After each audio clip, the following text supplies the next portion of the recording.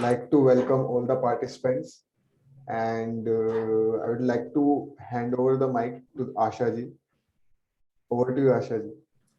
Thank you, Aman, for moderating today's session. And good evening, all the participants on today's webinar. सबसे पहले तो मैं सभी participants को बताना चाहूँगी कि आज जो हमारे स्पीकर थे फर्स्ट डे के सीए राजीव जैन सर, उनकी तबीयत काफ़ी अचानक से खराब हो गई, जिसकी वजह से आज वो सेशन नहीं ले पा रहे हैं. And we hope and pray कि वो जल्दी ठीक हो जाएं एंड हमें ज्वाइन कर पाए in this series itself.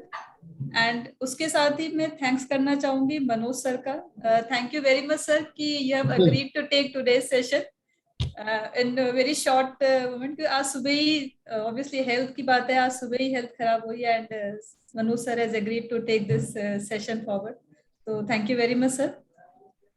Friends, जैसा कि आप लोग जानते हो, कासा काफी लंबे टाइम से, it's more than a decade, हमारे सभी सीए प्रोफेशनल्स के लिए लगे हुए हैं इसके काम करने के लिए. रूटीन में वेबिनार्स होती हैं एंड वेरियस फोरम्स पर जहां भी पॉसिबल हो सकता है हम अपनी रिप्रेजेंटेशंस वगैरह देते रहते हैं. लाइक चाहे वो फिर किसी भी मैटर पे हो, चाहे जीएसटी रिलेटेड हो कि किसी सीए के साथ मिसबिहेव किया गया, या अपने टैक्स की डेट्स एक्सटेंशन से रिलेटेड हो, किसी भी मैटर पर. एंड इसी के साथ अभी आप लोगों ने देखा होगा जो नाफरा का कंसल्टेशन पेपर आया है regarding whether this audit of small companies, and not that small, it's MSMC, whether it is to be continued or not. This is the main crux of that question of that consultation paper. We are in between of preparing a draft memorandum to submit a reply from CASA side also. तो we would request कि अगर आप लोगों की कोई भी suggestion हो जो आप लोग देना चाहते हो, जिसे आप चाहते हो कि एक बड़े प्लेटफॉर्म से हम अपनी आवाज़ को उठा सकें, तो आप हमें वो दीजिए. एंड आप अपने सजेशंस, अपने इनपुट हमें मेल कर सकते हैं कासा की मेल आईडी पे. तो we will definitely prepare a strong memorandum to represent our fraternity case. With this, जैसा हम आज इकट्ठा हुए हैं, आज हम ये वेबिनार अटेंड कर रहे हैं. ये हमारी 4 डेज की सीरीज है. सीरीज की डिटेल अमन आपको बताएंगे. ये हमारा सर्टिफिकेट कोर्स है जिसमें हम क्लॉज बाय क्लॉज एनालिसिस करेंगे 3CD का. For more details on this course and for today's session, I would request Aman to please take over from this. Yes, Aman. Thank you, Asha ji. So, a very good evening to all of you. Hello, I am CA Aman Bansal. I welcome CA Asha Sharma ji, our eminent speaker CA Manoj Kumar ji, and all the dear participants and cherished species to this 4-day certification course on income tax audit, where we will do close by close analysis of Form 3CD. In this series, we will practically understand the provision, compliance, point required special attention when doing tax audit. The refresher series is organized by CASA, having 100 plus team members. Today is our first session of the series, and we will be discussing overview of tax audit. Hope all of you will enjoy and give us your valuable feedback to the team CASA. Now, I am pleased to welcome and introduce our today's speaker, CA Manoj Kumar ji. He is FCA LLB BCom. He goes above and beyond performing the regular responsibility of a chartered accountant. He was the member of Direct Tax Committee of ICAI during 2021. He is active member of various committees like International Tax Committee, International Fiscal Association, Northern Region, Bombay Chartered Accountant Society, Chamber of Tax Consultant, Delhi. He has been reviewer of Tax Audit Committee of ICAI. He appears and argues before various forums like AO, CIT Appeals, DRP, and ITAT, and he has 95% success rate. He had already delivered hundreds of various informative lectures on various topics, and his flair for writing has resulted in various thought leadership articles published in various professional magazines and newspapers. Now, I would like to hand over the mic to CA Manoj sir for his deliberation on the topic. Over to you, Manoj sir. Thank you, Aman ji. for such a nice words. In fact, I can understand people are looking for Rajiv ji, and they must be surprised to look at me. कि आज मनोज जी कहाँ से आ गए, ऐसा राजीव जी को आना था. So I will try to my best कि मैं राजीव जी जैसे डिलीवरी दे सकूं. I know he must senior to me also. So friends, we shall start with tax audit. Tax audit वो समुद्र है, इसमें जितना चाहे निकालो और जिसमें जितनी चाहे क्लासेस कर लो, कभी खत्म ही नहीं होता. तो आप 3 दिन लगातार, 4 दिन लगातार 10 घंटे का सेशन रख लो, तब भी लगेगा टैक्स ऑडिट बहुत कुछ छूट गया. एक ब्रीफ जर्नी हम रखेंगे ओवरव्यू पे. So I would like to start with my screen share screen on that.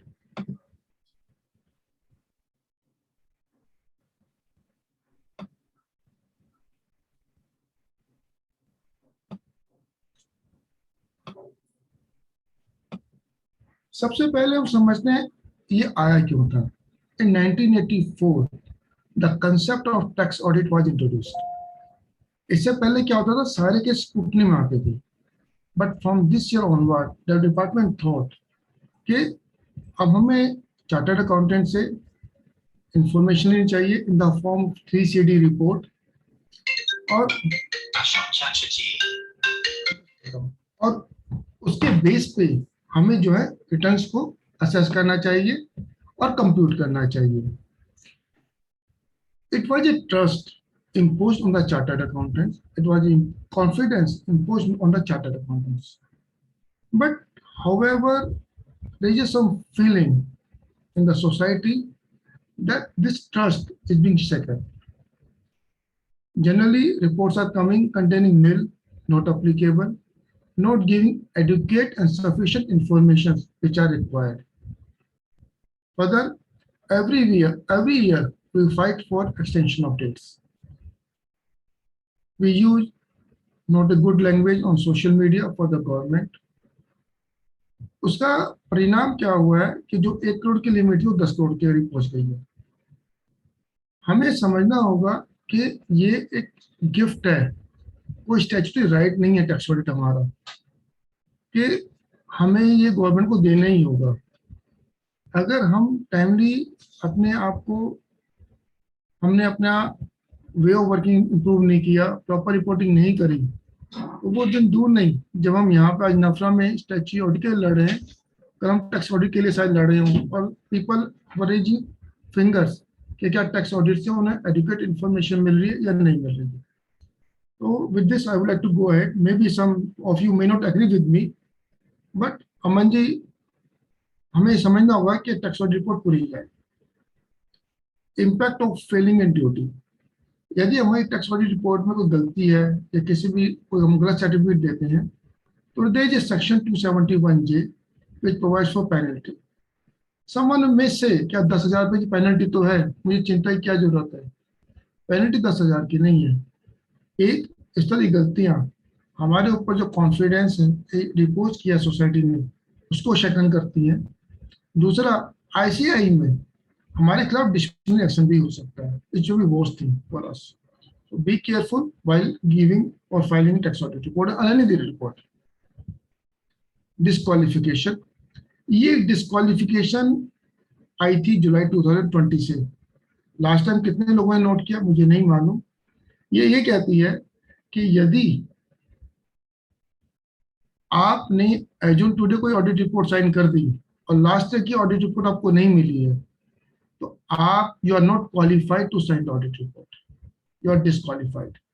Late me read the relevant para of which I have highlighted.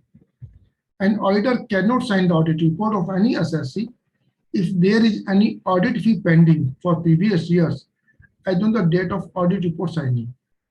This is due to the reason that in spite of pending audit fee, the auditors used to sign the audit report.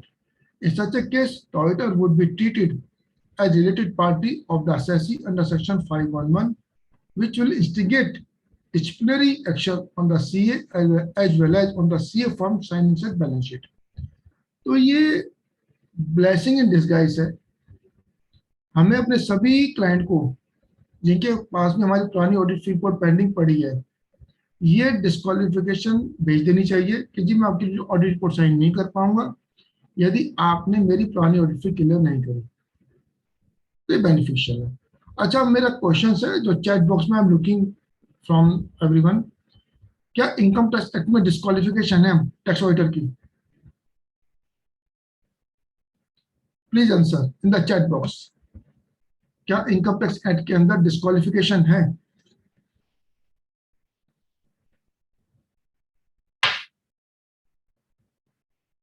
ये certificate course है आशा जी में, तो certificate उनको ही देना जो जवाब देंगे, चाहे नो है तो यस। जो जवाब नहीं देंगे और डिस्क्वालीफाई।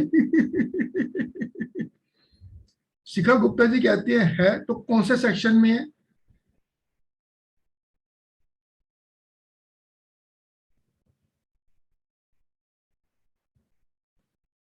अमित जी कहते हैं नो, राकेश जी कहते हैं नो। जो यस कह रहे हैं वो सेक्शन भी बताएं किस सेक्शन के अंदर है डिस्क्वालिफिकेशन। नेहा जी कह रही है नो, संजय जी कह रहे हैं नो, आशु जी कह रहे हैं नो, चलो मेजोरिटी कह रही है no. Section 288 of the income tax act through explanation defines the disqualification, जो कहता है कि क्या क्या डिस्क्वालिफिकेशन है कि CA can not do an audit.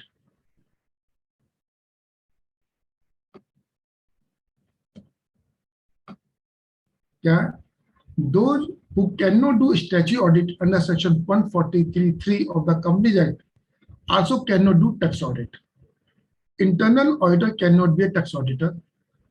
If you are indebted to the company for more than 1 lakh rupees or holding shares of the company or any interest more than 1 lakh rupees, insolvent or punishment for insolvent in fraud, direct or indirect business relation with the assessee, and you are relative of the proprietor, partner, or director of the company, then you are disqualified to be an auditor of the company. What is the relative? The definition is same as in section 156. Radha ji कुछ पूछना चाहती हैं? Aman ji, she is raising hand.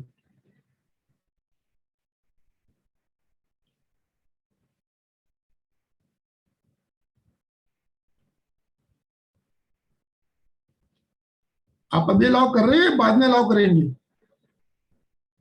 चलो ठीक। Sir आप बताइए, मेरे ख्याल से हम कोई बाद दिक्कत में नहीं, लेते साथ हैं। साथ चलता रहेगा तो इंटरेक्टिव बना रहेगा, कोई दिक्कत नहीं। ओके, एक्चुअली क्या वो म्यूट कर रखा था, वो अनम्यूट नहीं हो पा रहे थे। तो एक दो तो ये अनम्यूट भी पे रखो ना, एक इंटरेक्टिव बना रहे। अब अनम्यूट कर देंगे सर, कोई भी न्यू पार्टिसिपेंट्स आएगा नहीं, और सबको गलती से मत करो। अनम्यूट हो रहा है फिर जो वो। जो सब क्वेरी करना चाहता है, हाँ जिसकी हाँ क्वेरी है उसको कर दो, या वो थ्रू ओके। चैट बॉक्स के थ्रू पूछ ले अपना। राधा जी, आप तो चैट बॉक्स में डाल दो अपनी हाँ बात। मनोज सर, बेटर रहेगा कि लास्ट में क्वेरी 15 मिनट के लिए ऑप्शन ओपन कर चलो देंगे। ठीक है Then सर, will be ठीक है। better, कोई otherwise इशू it will और not be in possible. Between chat box में क्वेरीज हाँ, अपनी चैट पोस्ट कर बॉक्स में सकते हैं क्वेरी ले लीजिए, पार्टिसिपेंट्स। आशा ले लीजिए, और हाँ ठीक है जी। लास्ट में वो ठीक है। और सारा 1-to-1 unmute इंटरेक्शन के लिए जैसा भी बोला, फिर लास्ट के 15 मिनट्स हम लोग कर लेंगे। ओके, कोई दिक्कत नहीं है। ठीक ड्यू है date for furnishing report of the accountants, tax audit की रिपोर्ट इस टाइम 31 अक्टूबर से 15 जनवरी हो चुकी है। तो खाली टैक्स ऑडिट रिपोर्ट ही फाइल नहीं करनी, तो अलग रिपोर्ट्स हैं सेक्शन 10 में, 10A में, 12A में, 32AB में, 32ABA, 35D, 35E, 44DA, 50B, 80IA, 80IB, 80JJA, 92F, 115JB, 115JC and 115BW। इस सब के लिए अब जो ड्यू डेट है 15 जनवरी है, 1 month prior to the date of filing of ITR।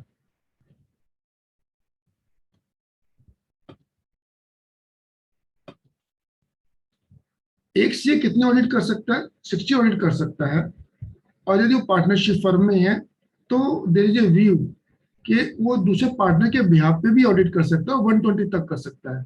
ये डिफरेंट मैटर है, उसके ऊपर डिसिप्लिनरी प्रोसीडिंग हो सकती है, क्योंकि क्वालिटी नहीं दे पाएगा 120 ऑडिट के अंदर। एक क्वेश्चन जनरली आता है, यूडीएन कितने जनरेट करने हैं? यदि प्रोप्राइटरशिप है, पार्टनरशिप फर्म है, जिसका कहीं और ऑडिट नहीं हो रहा, तो एक ही यूडीएन जनरेट होगा। और यदि आप फॉर्म 3CA दे रहे हैं, जहां पे अगर एक्ट के अंदर ऑडिट हुआ है फाइनेंशियल का, तो उसके अंदर आपका 2 यूडीएन होंगे, एक फाइनेंशियल का और एक टैक्स रिपोर्ट का। अब हम कुछ रिसेंट अमेंडमेंट डिस्कस कर लेते हैं जो अभी आई हैं 2021 के द्वारा। पहली अमेंडमेंट ये है कि जो सेक्शन 40 और 43 भी की जो डिसअलाउंस हैं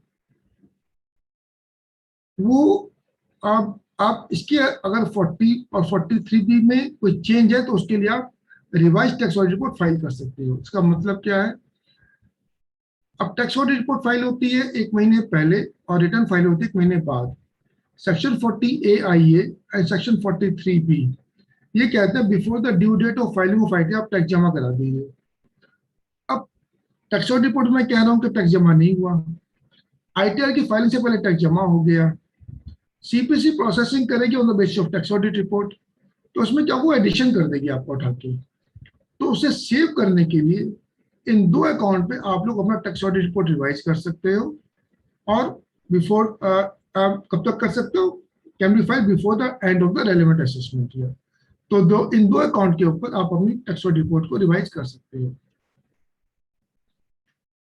अभी लास्ट टाइम हमने देखा section 15BA, BAA and BAB जो स्पेशल रेट ऑफ टैक्स की बात करते हैं डोमेस्टिक कंपनी में, मैन्युफैक्चरिंग कंपनी के अंदर, वो आ गए थे और उनकी हमने रिपोर्टिंग शुरू कर दी थी। ये स्पेशल रेट की बात करते हैं। नॉर्मल रेट हमारे फाइनेंस एक्ट में दे रखे हैं, special rate in particular section में दे रखे हैं। इस साल से 115BAC एंड 115BAD के ऊपर भी हमें रिपोर्टिंग करनी है यदि हम इसको ऑप्ट करते हैं।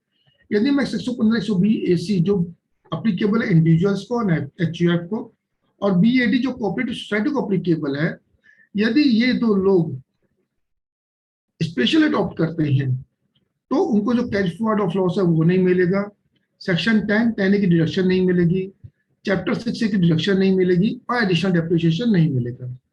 और इन दोनों को ही पहले आईटीआर फाइल करने से पहले form 10 ID for 115BAC and form 10 IE for section 115BAD के लिए फाइल करना होगा to opt for the special rate of tax.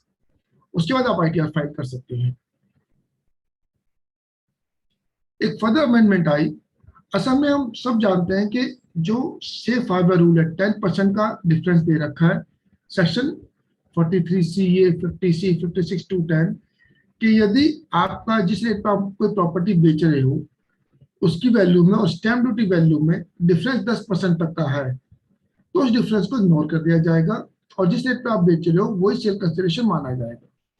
लेकिन यदि ये डिफरेंस 10% से ज्यादा का है तो stamp duty value sale consideration माना जाएगा और उसके बेस पर कैपिटल गेन कैलकुलेट होगा। गवर्नमेंट ने ये एक प्रोविजन लेके आए। उन्होंने कहा कि यदि आप 12 नवंबर 2020 से 30 जून 2021 तक कोई प्रॉपर्टी बेचते हो और ये फर्स्ट अलॉटमेंट है और कंसिडरेशन 2 करोड़ तक का है तो 10% जो सेफ हार्बर रूल है इसको आप 20% पढ़ सकते हो। इसमें 20% तक के डिफरेंस पे जिस रेट पे आप वैल्यू पे प्रॉपर्टी बेच रहे हो वही प्रॉपर्टी मानी जाएगी और वही आपका एक्चुअल सेल कंसिडरेशन माना जाएगा। ये इसकी रिपोर्टिंग यहाँ पे करनी है कॉलम 17 में, तो कौन सी प्रॉपर्टी बेच रहे हो, कितना कंसिडरेशन रिसीव हुआ, स्टैम्प ड्यूटी वैल्यू क्या है और आप क्या second proviso to subsection 1 of 43CA और fourth proviso to clause 10 of subsection 2 of section 50C में फॉल करते हो। यदि आप फॉल करते हो तो आपको 20% का सेफ हार्बर रूल मिल जाएगा। सेकंड अमेंडमेंट इंट्रोड्यूस हुई रिटर्न डाउन वैल्यू में। अब यदि आप स्पेशल रेट ऑफ टैक्स को ऑप्ट कर रहे हो तो इन्होंने कहा कि एडिशनल डेप्रिसिएशन आपको अलाउ नहीं करेंगे, आगे से आपको नॉर्मल रेट ऑफ डेप्रिसिएशन ही मिलेगा। तो इश्यू यह है कि अब तक जो आपने क्लेम किया उसका क्या होगा। उसमें 2 पार्ट हैं। यदि आप नॉर्मल क्लेम करते आ रहे हो, आपको मिलता जा रहा है, आपका प्रॉफिट है तो कोई दिक्कत नहीं है। लेकिन यदि कोई कैरी फॉरवर्ड अनऑब्जर्व्ड डेप्रिसिएशन है on account of additional depreciation तो वो यहाँ पे आपको 18 क्लॉज 18CA में रिपोर्ट करना है। अच्छा ठीक है सर।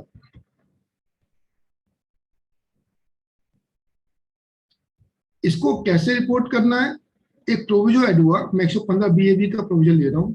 वो कहता है where there is a depreciation allowance in respect of a block of assets which has not been given full effect to prior to the assessment year beginning on the first day of April 2021, corresponding adjustments have been made to the written down value of such block of assets as on 1st April 20 in the prescribed manner.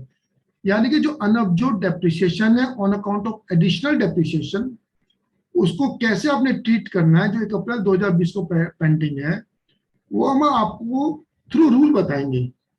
तो उसके लिए rule था 5 में third provision introduce हुआ, जिसने ये कहा, मैं लास्ट वाला पढ़ूंगा जो रेलेवेंट है, जो ग्रीन कर रखा है, the written down value of the block of assets as on the first day of April 2020 shall be increased by such depreciation not allowed to be set off। मान लो आपकी जो रिटर्न डाउन वैल्यू है 250 करोड़ है as on 1 अप्रैल 2020, ठीक है अमन जी, 100 करोड़ का unabsorbed depreciation है 1 अप्रैल 20 को, तो आपकी जो रिटर्न डाउन वैल्यू है वो हो जाएगी 350 करोड़। ठीक है, यहां तक तो कोई डाउट नहीं। अच्छा, लेकिन ये तभी एप्लीकेबल है जब आप इमीडिएटली 2021 में इसको ऑप्ट करोगे। यदि आप इसको आगे ऑप्ट करोगे तो ये बेनिफिट अवेलेबल नहीं है कि आप रिटर्न डाउन वैल्यू में अनअब्जॉर्ब्ड डेप्रिसिएशन को ऐड कर दो, क्योंकि लैंग्वेज क्या है, the option under subsection 5 of the respective section exercised for the previous year relevant to the assessment year beginning on the first day of April 2021। It means assessment year 21-22 में इसको opt कर सकते हो। यदि आप बाद के ईयर में ऑप्ट तो करोगे स्पेशल रेट को कोई दिक्कत नहीं है, लेकिन आपको बेनिफिट नहीं मिलेगा एड बैक करने का अनअब्जॉर्ब्ड डेप्रिसिएशन।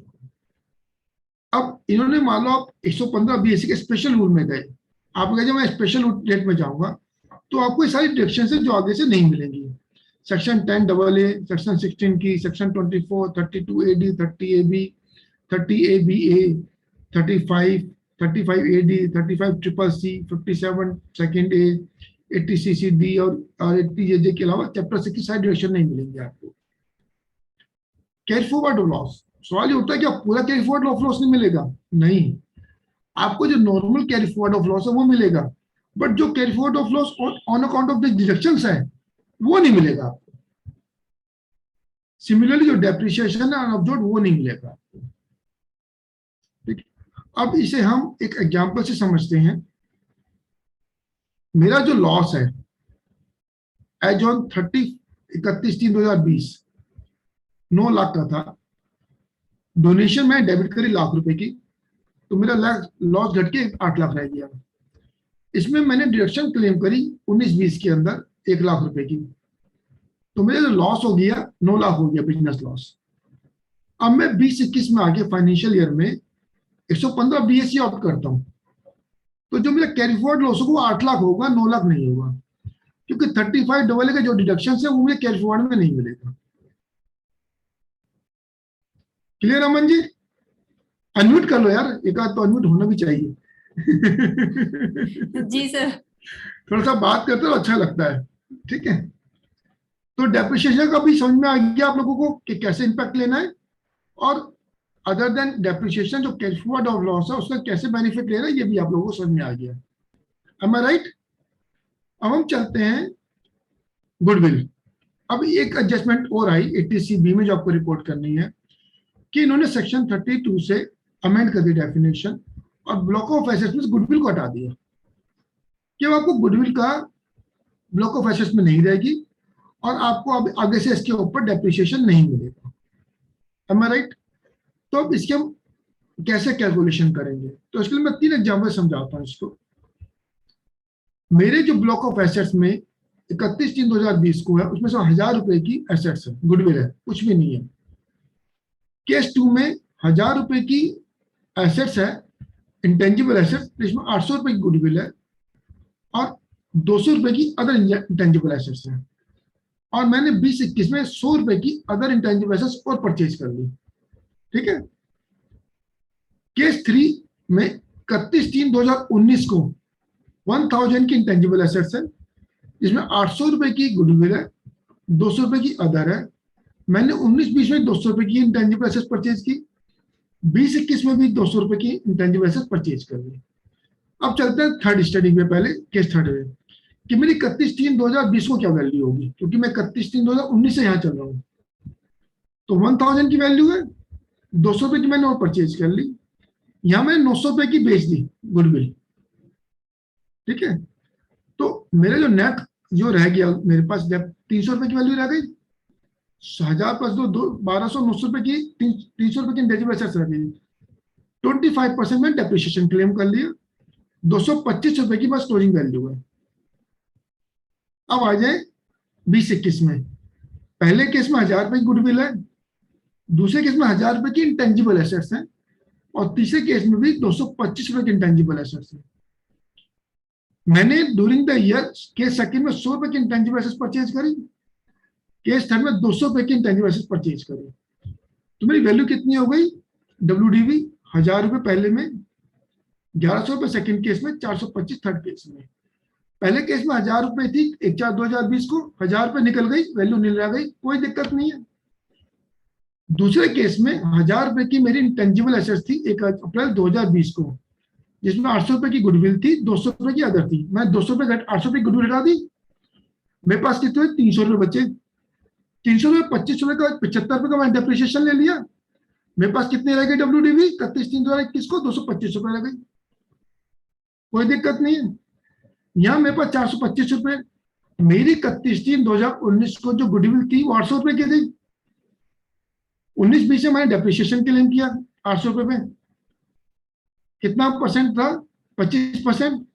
तो मेरी 1 अप्रैल 2020 को गुडविल कितने की रह गई, 600 रुपए की। तो 425 में 600 रुपए घटाऊंगा तो मेरे पास डेप्रिसिएशन नील, क्योंकि मेरा जो ब्लॉक का नेगेटिव हो गया, तो ये मेरा लॉस आ गया।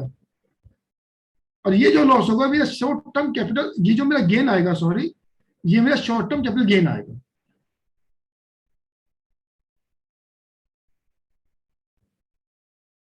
समझ में आया? थर्ड केस दोबारा समझाऊं? एक बार रिपीट कर दीजिए सर। मैं, हाँ, थर्ड को थोड़ा कॉम्प्लिकेटेड है। मैंने पहले जैसे बताया 31/3/2019 से चलते हैं, 1000 रुपए की इंटेंजिबल एसेट्स है, 800 रुपए की गुडविल है, 200 रुपए की अदर इंटेंजिबल एसेट्स है।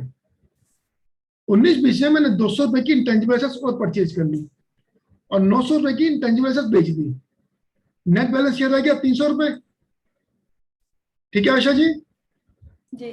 यहां तक तो कोई डाउट नहीं किसी को? 300 रुपए पे मैंने 25% डेप्रिसिएशन क्लेम किया 19-20 में। नेट वैल्यू एज ऑन 31 मार्च 2020 225 रुपए रह गई। ठीक है अमन जी? 225 में ओपनिंग हो गया, 200 रुपए की मैंने और परचेज कर ली, तो मेरी 425 रुपए हो गई ड्यूरिंग द ईयर। अब एक चीज देखिए, जो गुडविल है 1/4/2020 को कितनी है मेरी, 31/3/2019 को मेरी गुडविल कितनी थी अमन जी? 800। 800 थी। 19-20 में मैंने उसमें डेप्रिसिएशन क्लेम किया, यस सर। कितनी रह गई? 25% डेप्रिसिएशन है, 200 गया, 600 रह गई। 600 रह गई। अब 1 अप्रैल 2020 को कितनी वैल्यू है, 600 रुपए। तो मैं 600 रुपए घटाऊंगा अपनी, गुडविल तो हटनी है। राइट। तो 425 मेरे पास वैल्यू है, 600 की मेरे पास हट गई, तो नेट गेन कितने का हुआ डिफरेंस? 175 रुपए का नेट गेन हो गया ना मेरा, तो ब्लॉक तो मेरा खत्म हो गया। Yes sir. जो भी गुडविल की मेरी डेप्रिशिएटेड वैल्यू है 1 अप्रैल 2020 को, उसको हटाऊंगा ना मैं। आशा जी समझ में आ गया? जी सर। Yes sir. इस वक्त किसी और मेंबर को कोई डाउट है बता दो, क्योंकि ये थोड़ा सा कॉम्प्लिकेटेड है। अगर किसी को समझ में ना आया हो तो बता दो, मैं दोबारा से रिपीट कर दूंगा। चैट बॉक्स में देख लो, किसी को क्लियर ना हो तो मैं दोबारा से ले लूंगा इसको। अभी तो किसी का कोई क्वेरी नहीं है। चलिए, गुड सर। या तो सबको समझ में आया, किसी को समझ में नहीं आया। नहीं सर, समझ में आ गया। ये एक रिपोर्टिंग है, जो भी मैंने अभी आपको बताया कि कैरी फॉरवर्ड ऑफ लॉस नहीं मिलेगा यदि आप स्पेशल रेट को ऑप्ट करते हो, या एडिशनल डेप्रिसिएशन नहीं मिलेगा। तो ये 2 कॉलम है, कॉलम नंबर 5 और 6, इसकी यहाँ पे रिपोर्टिंग है, कंसिक्वेंशियल रिपोर्टिंग है। All losses allowed not allowed under section 15 BAA 115 BAC वो आपको रिपोर्ट करने, और जो डेप्रिसिएशन है, सिर्फ एडिशनल डेप्रिसिएशन का जो एडजस्टमेंट करना वो रिपोर्ट करनी है यहाँ पे, ठीक है। तो ये सब रिपोर्टिंग पार्ट है, कंसिक्वेंशियल पार्ट है, इसमें कुछ और नहीं है। डिविडेंड डिस्ट्रीब्यूशन टैक्स खत्म हो चुका है, तो इसलिए क्लॉज 36 को भी रिमूव कर दिया गया है।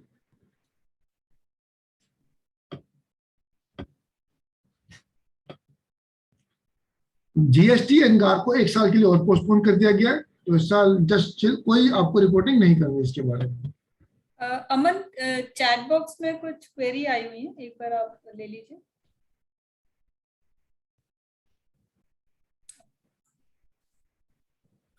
हेलो। अभी ये क्वेश्चन मतलब क्या, हम ये मान के चल रहे हैं कुछ भी सेल की गई, गुडविल के 3 आइटम हो सकते हैं, गुडविल के 2 आइटम हो सकते हैं। जब ब्लॉक ऑफ एसेट्स होता है तो उसमें एक इंटेंजिबल एसेट सेल करी हमने 900 रुपए की, मान के चलो, नॉट गुडविल, गुडविल सेल नहीं करी हमने अदर इंटेंजिबल एसेट सेल करी है 900 रुपए की, गुडविल है उस टाइम हमारे पास। सर अगर गुडविल सेल कर देते हैं तो फिर उस केस तो में फिर तो ओपनिंग रहती नहीं गुडविल की, फिर रिमूव क्या करते हैं? ठीक है सर। ठीक है ना। अब हम आता है कि जब हम ऑडिट करेंगे 44 AB में, टैक्स ऑडिट में, तो हम किस किस सेक्शन को देखेंगे? Section 114, section 44 AB, rule 6G, form 3CA, form 3CB, form 3CD and 271B penalty. हम सब इसको देखेंगे, इसके अलावा किसी को नहीं देखेंगे। ये पूरा का पूरा लॉ है टैक्स ऑडिट कहता है, जो हमें पढ़ना है। सेक्शन 44 AB क्या कहता है? Every person carrying on business जिसकी टर्नओवर, सेल्स या ग्रॉस रिसीव्ड 1 करोड़ से ज्यादा हो, या प्रोविजो में 10 करोड़ से ज्यादा हो। वो प्रोविजो क्या कहता है वो भी समझेंगे। यदि प्रोफेशन कैरी ऑन कर रहा है तो उसकी जो प्रोफेशनल रिसिप्ट है 50 लाख से ज्यादा हो, या उसका सेक्शन 44, या वो उस बिजनेस में जो 44 AE, 44 BB और 44 BBB में कवर होती हो, और जिनकी इनकम डीम प्रॉफिट से कम हो, या 44 ADA में आपकी इनकम मैक्सिमम और नॉट चार्जेबल टू टैक्स से ज्यादा हो, टोटल इनकम, और आपने प्रॉफिट 50% से कम कंज्यूम किया हो, तो 44 ADA में जाएंगे।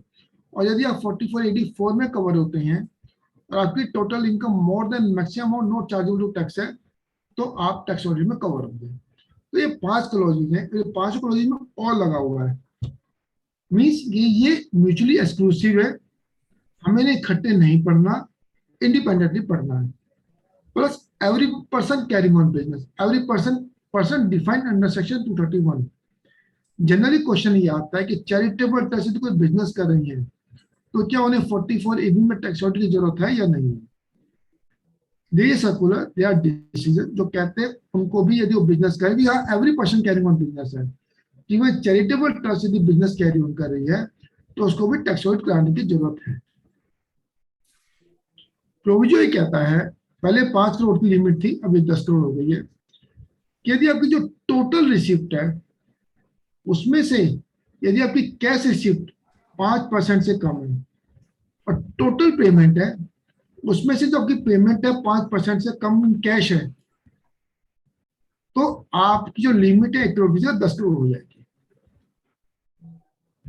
ठीक है, और ये दोनों इकट्ठे पढ़ने, ये और नहीं है कि या ये दोनों कंडीशन म्यूचुअली सेटिस्फाई होंगी कि कैश पेमेंट 5% से कम हो और कैश रिसीट 5% से कम हो, तभी इस प्रोविजन को आप 10 करोड़ के इन्वोक कर सकते हैं। ठीक है, यहां एक फर्दर प्रोविजन ऐड कर दिया गया, it's a saving provision for us professional, कि यदि पेमेंट अकाउंट पे चेक से या अकाउंट पे बैंक ड्राफ्ट से नहीं है, तो जो 10 करोड़ की लिमिट है ऐसे 1 करोड़ ही हो जाएगी, क्योंकि हम इसे कैश पेमेंट मानेंगे। मान लो क्रॉस चेक से पेमेंट हुई है या सिंपल चेक से पेमेंट हुई है, तो कैश पेमेंट माना जाएगा, और अल्टीमेटली हम दोबारा से ही 1 करोड़ की लिमिट में आ जाते हैं। टर्नओवर क्या है? Turnover as such income tax act में डिफाइन नहीं किया गया है। कंपनी एक्ट के अंदर turnover means the gross amount of revenue recognised in the profit and loss account from sales, supply और distribution of goods or on account of services rendered or both by a company during a financial year. GST law में define नहीं है। Central sale tax में क्या definition थी? Turnover used in relation to any dealer liable to tax under this act means the aggregates of the sale price received or receivable by him in respect of sale of any goods in the course of interstate trade or commerce made during any prescribed period and determined in accordance with the provision of the act and rules made thereunder. हमारा guidance note क्या कहता है, turnover का मतलब क्या है, वो कैसे इसे डिफाइन करता है. The aggregate amount for which sales are effected or service is rendered by an enterprise. The term gross turnover, net turnover, or gross sales, net sales are sometimes used to distinguish the sales aggregate before and after deductions of returns and trade discounts. अब सवाल ये होता है कि ये जो turnover है ये टैक्सेस को इंक्लूड करती है या नहीं करती है. तो हमारा गाइडेंस नोट कहता है इसको इंक्लूड नहीं करती है टैक्सेस को, जीएसटी को, वैट को, इनपुट को. लेकिन यहाँ एक दिक्कत क्या आती है हमारे को कि जो हमारा सेक्शन 145A और जो सर्कुलर आया था ICDS 3, ICDS के ऊपर क्वेश्चन FAQ इशू किया था, उसका थर्ड क्वेश्चन था, वो कहता है इंक्लूसिव ऑफ टैक्सेस है. Now there is a conflict between the guidance note and the law. We are being bound by our guidance note. अपने books of account as per guidance note ही बनाएंगे, exclusive of taxes बनाएंगे. हाँ, जब हम tax में report करेंगे तो हम कह देंगे कि यस देयर इज डाइवर्जेंस, यहाँ डाइवर्ट है और हमने इसको फॉलो नहीं किया 145 को, सेक्शन को. अब लेकिन दिक्कत कहाँ पे आएगी, यदि हम मार्जिन पर हैं, मान लो 99 करोड़ की टर्नओवर है और जीएसटी इंक्लूड करने के बाद वो 1 करोड़ से ऊपर हो जाती है, 99 लाख की टर्नओवर है, 1 करोड़ हो जाती है, तो हमें टैक्स ऑडिट कराना है या नहीं कराना है. क्योंकि टैक्स ऑडिट की रिक्वायरमेंट लॉ में है, तो इन माय व्यू इसका टैक्स ऑडिट होना चाहिए. बट हमने बुक्स मेंटेन करेंगे as per guidance note, but tax audit report करेंगे क्योंकि लॉ की रिक्वायरमेंट है. But different peoples may have a different, otherwise conflict आ जाएगा डिपार्टमेंट के साथ. शेयर ब्रोकर के केस में टर्नओवर क्या होगी, जो मेरा क्योंकि ब्रोकर है, शेयर जो ब्रोकर होता है वो sale and purchase security on behalf of their client करता है, तो जो उसकी कमीशन इनकम होती है वही उसकी टर्नओवर होती है. स्पेक्युलेटिव ट्रांजैक्शन के अंदर जो पॉजिटिव या नेगेटिव डिफरेंस है उनको जब हम इकट्ठा कर लेंगे तो वो हमारी टर्नओवर होती है. डायरेक्टिव ट्रांजैक्शन के अंदर भी जो पॉजिटिव नेगेटिव डिफरेंस है उनको ऐड कर लेंगे, या प्रीमियम रिसीट और सेल ऑप्शन उसको इंक्लूड करेंगे, या difference in the case of reverse trade, ये सब हमारी पार्ट ऑफ टर्नओवर होंगे as per our guidance note.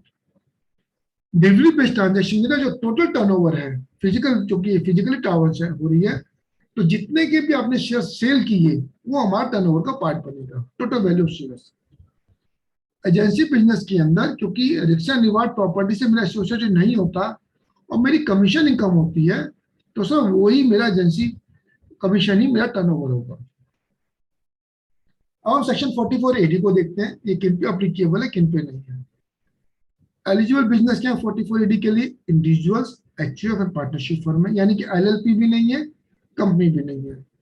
कौन से बिजनेस एलिजिबल है, सारे बिजनेस है other than hiring and employing vehicles, commission business, agency business और प्रोफेशन. ये अगर आप कोई भी बिजनेस कर रहे हैं तो आप 44AD में नहीं जा सकते, और टर्नओवर 2 करोड़ तक की है तभी आप 44AD ऑप्ट कर सकते हैं. 44AD का 4A कहता है कि यदि आपने किसी भी साल, इसमें बड़ा कंफ्यूजन है तो इसको भी हम टेस्ट करेंगे तो अच्छे से क्लियर करके चलेंगे 44AD में ऑडिट होना है नहीं होना, 44AD का क्या रिलेशन है.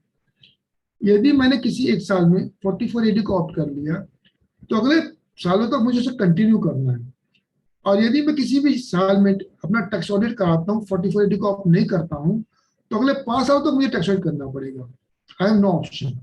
44AD 4 ये कहता है, और 44AD 5 ये कहता है जब 44AD अप्लीकेबल है और आपकी total income exceed maximum amount which is not chargeable to income tax है तो आपको 44AD में टैक्स ऑडिट कराना पड़ेगा.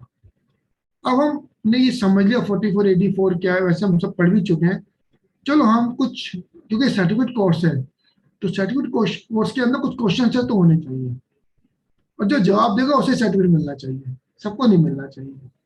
ठीक है, तो पहला क्वेश्चन मेरा सबसे है जो चैट बॉक्स में आंसर देंगे कि राम ने अपना ट्रेडिंग का बिजनेस स्टार्ट किया, पहले साल में सारी कैश ट्रांजैक्शन है, टर्नओवर 125 लाख है, नेट प्रॉफिट 7 लाख का है, टोटल इनकम 6 लाख है।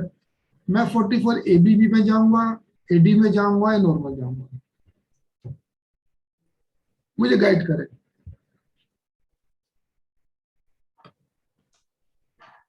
विनीत जी कहते हैं नॉर्मल जाऊंगा, अंशुल जी कहते हैं 44 एबी में जाऊंगा, नेहा जी कहते हैं 44 एडी में जाऊंगा, शहजाब जी कहते हैं 44 एडी, 44 एडी, सचिन जी कहते हैं 44 एडी। मिक्स रिस्पॉन्स है, यस, नो, नॉर्मल, एवरीथिंग।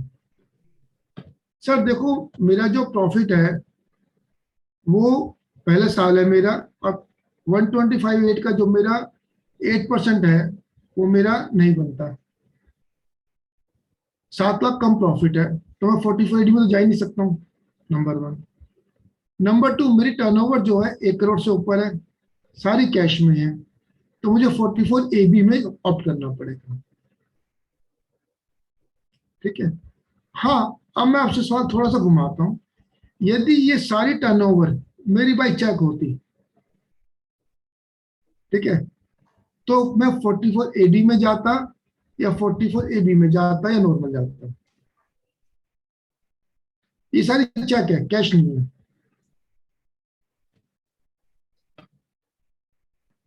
मेघना ji 44 AD, Shubham 44 AD, Anshul 6%, 44 AB profit before tax limit. Dinesh ji हम 44 एडी में नहीं जाएंगे, ये मेरा फर्स्ट ईयर ऑफ बिजनेस है, मैंने से पहले कभी भी 44 एडी ऑप्ट नहीं किया। 44 एडी 4 ये कहता है टैक्स ऑडिट तब होगा जब 44 एडी 4 और 5 को आप इकट्ठे पढ़ोगे। 44 एडी 4 ये कहता है कि पहले किसी भी साल में आपने 44 एडी को ऑप्ट किया हो, तभी आप अगले साल 44 एडी के लिए बाइंडिंग हो। मैंने पिछले साल कभी भी 44 एडी ऑप्ट ही नहीं किया, तो I am not bound by 44 AD. मेरी साइट टर्नओवर चेक से है। हमने अभी पढ़ा कि यदि पूरी टर्नओवर अकाउंट में चेक से है, कैश रिसीप्ट नहीं है, तो मेरी 1 करोड़ की टर्नओवर 10 करोड़ हो जाती है। तो मैं नॉर्मल वे में डिक्लेयर करूंगा। मैं नॉर्मल वे में 7 लाख भी डिक्लेयर कर सकता हूँ, 5 लाख भी डिक्लेयर कर सकता हूँ, 3 लाख भी डिक्लेयर कर सकता हूँ। ये दिमाग से आप बात निकाल दो कि 8% प्रॉफिट डिक्लेयर करना जरूरी है। ये तभी जरूरी है जब आपने किसी पिछले साल में 44 एडी को ऑप्ट किया हो। यदि आपने 44 एडी को ऑप्ट नहीं किया है तो अगले साल में 44 एडी ऑप्ट करना जरूरी नहीं है। दैट्स ए क्लियर फंडा। 44 एडी चेंज हो चुका है 2017 से। सर पूजा जी की बीच में क्वेरी थी, वो कह रहे हैं एक बार 44 एडी को ब्रीफ में दोबारा से रिपीट कर दीजिए। हाँ, तो इज इट पॉसिबल? हाँ हाँ श्योर, ये है कंफ्यूजिंग वाला, इसलिए मैंने इसको खास तौर से रखा है। देखो 44 एडी कहता है क्या 8% प्रॉफिट डिक्लेयर करो, 6% डिक्लेयर करो, आपको बुक्स के अकाउंट की जरूरत नहीं है। 44 एडी 84 क्या कहता है कि यदि आपने पहले किसी साल में 44 एडी ऑप्ट किया हुआ है तो अगले साल में भी आपको 44 एडी ऑप्ट करना है।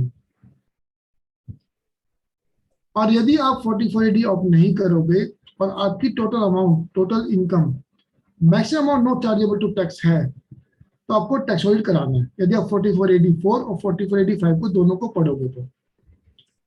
अब मैंने 44 एडी, ये मेरा फर्स्ट ईयर ऑफ बिजनेस है, 44 एडी मैंने पहले कभी ऑप्ट ही नहीं किया, तो कहीं ऐसा नहीं लिखा कि मुझे मिनिमम 8% प्रॉफिट डिक्लेयर करना पड़ेगा यदि उससे कम मेरा प्रॉफिट है तो। मैं दोबारा से रिपीट करूं पूजा जी, को क्लियर नहीं हुआ तो, कि 44 एडी मुझे तभी ऑप्ट करना है जब मैंने पिछले किसी साल में ऑप्ट किया हो। मैं अपना बिजनेस नॉर्मल वे में फाइल कर सकता हूं, 2% प्रॉफिट, 3% प्रॉफिट डिक्लेयर कर सकता हूं। ऐसी कोई मैंडेटरी रिक्वायरमेंट नहीं कि मुझे 8% मिनिमम प्रॉफिट 44 एडी में डिक्लेयर करना है। ये तभी रिक्वायरमेंट है जब मैंने पिछले किसी साल में 44 एडी को सिलेक्ट किया हो। अमन कुछ क्वेश्चन आ रहा है इसमें अभी या क्लियर है लोगों को? Yes, sir. Question आ रहा है sir. Can we make planning to come out of 44 AD4 by giving 1000 to be commission income and thus declare less than 6% or 8%?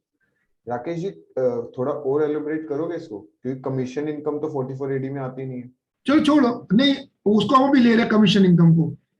हमारा राकेश जी ये पूछना चाह रहे हैं कि क्या हम ये प्लानिंग कर सकते हैं कि अगर हमें 44 AD 4 के रूट के थ्रू बाहर आना हो, क्योंकि अगर हम 44 AD 4 में फॉल करेंगे देन ऑडिट रिक्वायर हो जाएगी, बट अगर मैं कमीशन इनकम दिखा दें हम तो ऑटोमेटिकली वो 44 से आप बाहर हो गए ना। हाँ, वही वो प्लानिंग की बात कर रहे हैं कि क्या हाँ, हम ऐसा कर सकते हैं। हाँ, फिर तो आप 44 से वैसे ही बाहर हो गए। बिल्कुल गुड प्लानिंग। मैंने भी आज नई चीज सीखी कि 44 से कैसे निकलना। सर एक इसमें 5 ईयर का वो है ना कि आपको तो 5 ईयर लगाता लेकिन है आप 44 में। हाँ, फिर आपको एलिजिबिलिटी से आप बाहर हो गए ना। अगर आप एलिजिबल हो 44 के लिए तभी तो जाओगे। ओके। अगर आपकी 2 करोड़ से ऊपर टर्नओवर हो गई तो भी आप 44 से बाहर हो गए। दूसरा क्वेश्चन, ये भी फर्स्ट ईयर ही है, मैंने से पहले 44 ऑप नहीं किया है। टर्नओवर मेरी 85 लाख है, नेट प्रॉफिट 5 लाख है, डॉक्टर की फीस 40 लाख है, मेरा नेट प्रॉफिट डॉक्टर की फीस से 21 लाख है और टोटल इनकम 15 लाख है। अब आप मुझे बताएं कि मैं 44 एडीए में जाऊंगा, एबी में जाऊंगा, एडी में जाऊंगा, नॉर्मल जाऊंगा। चैट बॉक्स खोलते हैं, देखते हैं क्या जवाब आते हैं सबके मेंबर्स के। प्रैक्टिस में काम आएगा।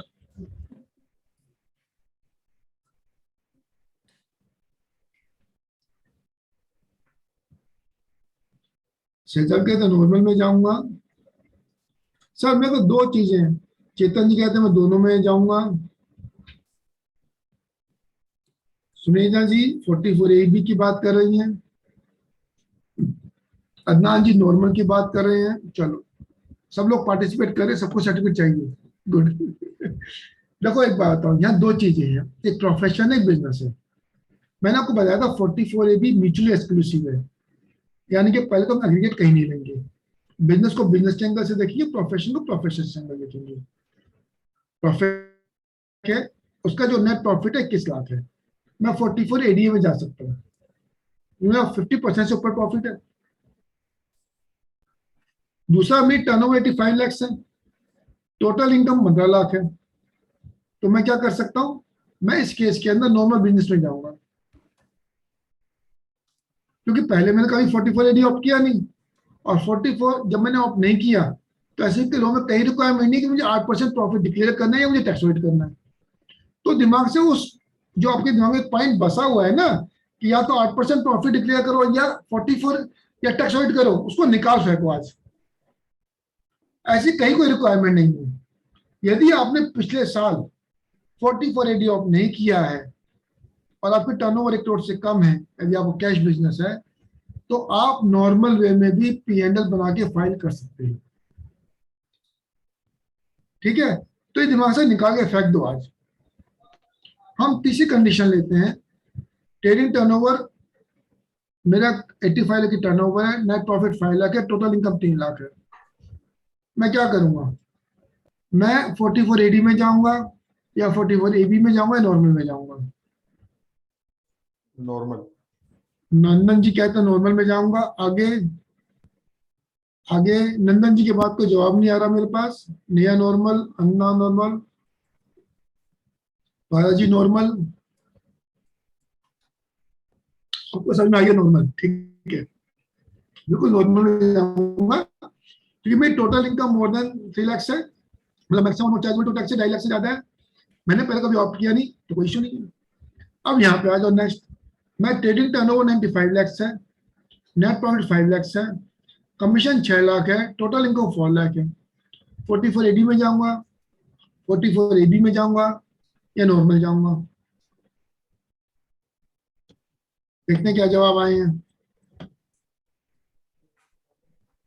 अन्नान जी नॉर्मल कह रहे हैं, शिवम जी normal normal normal, Rakesh ji normal normal normal.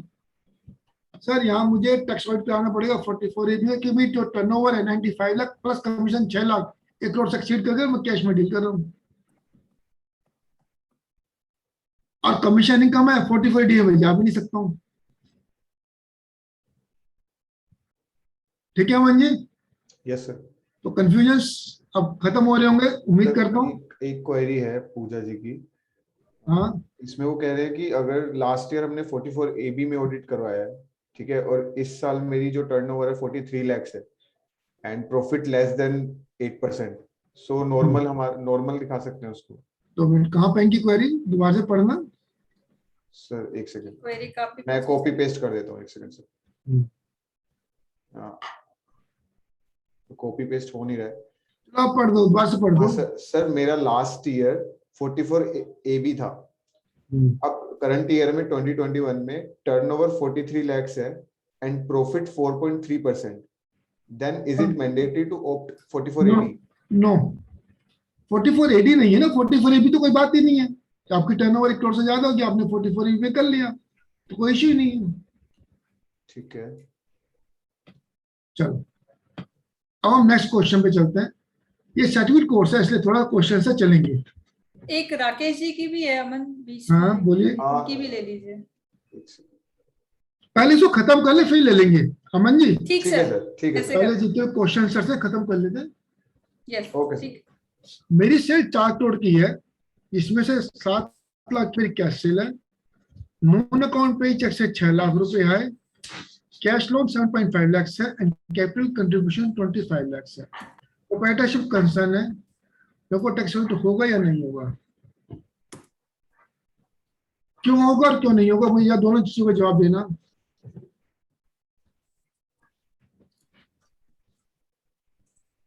Vineet जी के अंदर टैक्स रेट नहीं होगा. टैक्स रेट रिक्वायर्ड है, गौरव जैन जी कहते हैं. प्रतिभा जी कहते हैं नहीं होगा.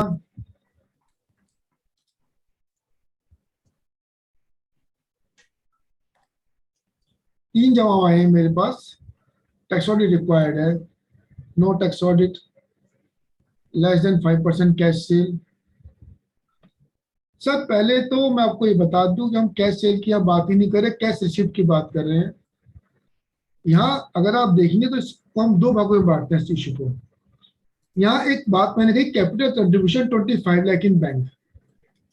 सवाल ये है कि मैं अपनी जो रिसिप्ट है उसमें टोटल रिसिप्ट है. पहले बता दूं कि जब हम ग्रॉस रिसिप्ट की बात करते हैं 5% कैश रिसिप्ट की बात कर रहे हैं, कैश सेल की बात नहीं कर रहे. तो कैश रिसिप्ट में आपकी फिक्स सेल और फिक्स एसेट भी हो सकती है, डेटर से भी कलेक्शन हो सकता है, कुछ भी हो सकता है. तो don't go by cash cell 5% concept. दूसरा यहाँ जो इशू है कि कैपिटल कंट्रीब्यूशन क्या मेरा रिसिप्ट कैश रिसिप्ट में आएगा या नहीं आएगा, या चेक रिसिप्ट में आएगा या नहीं आएगा. देखो यहाँ ये सेल्फ कंट्रीब्यूशन है, प्रोप्राइटरशिप कंसर्न है. मैं खुद ही पैसे लेके आया हूँ, मैं खुद को पैसे नहीं दे सकता और ना मैं खुद से ले सकता हूँ.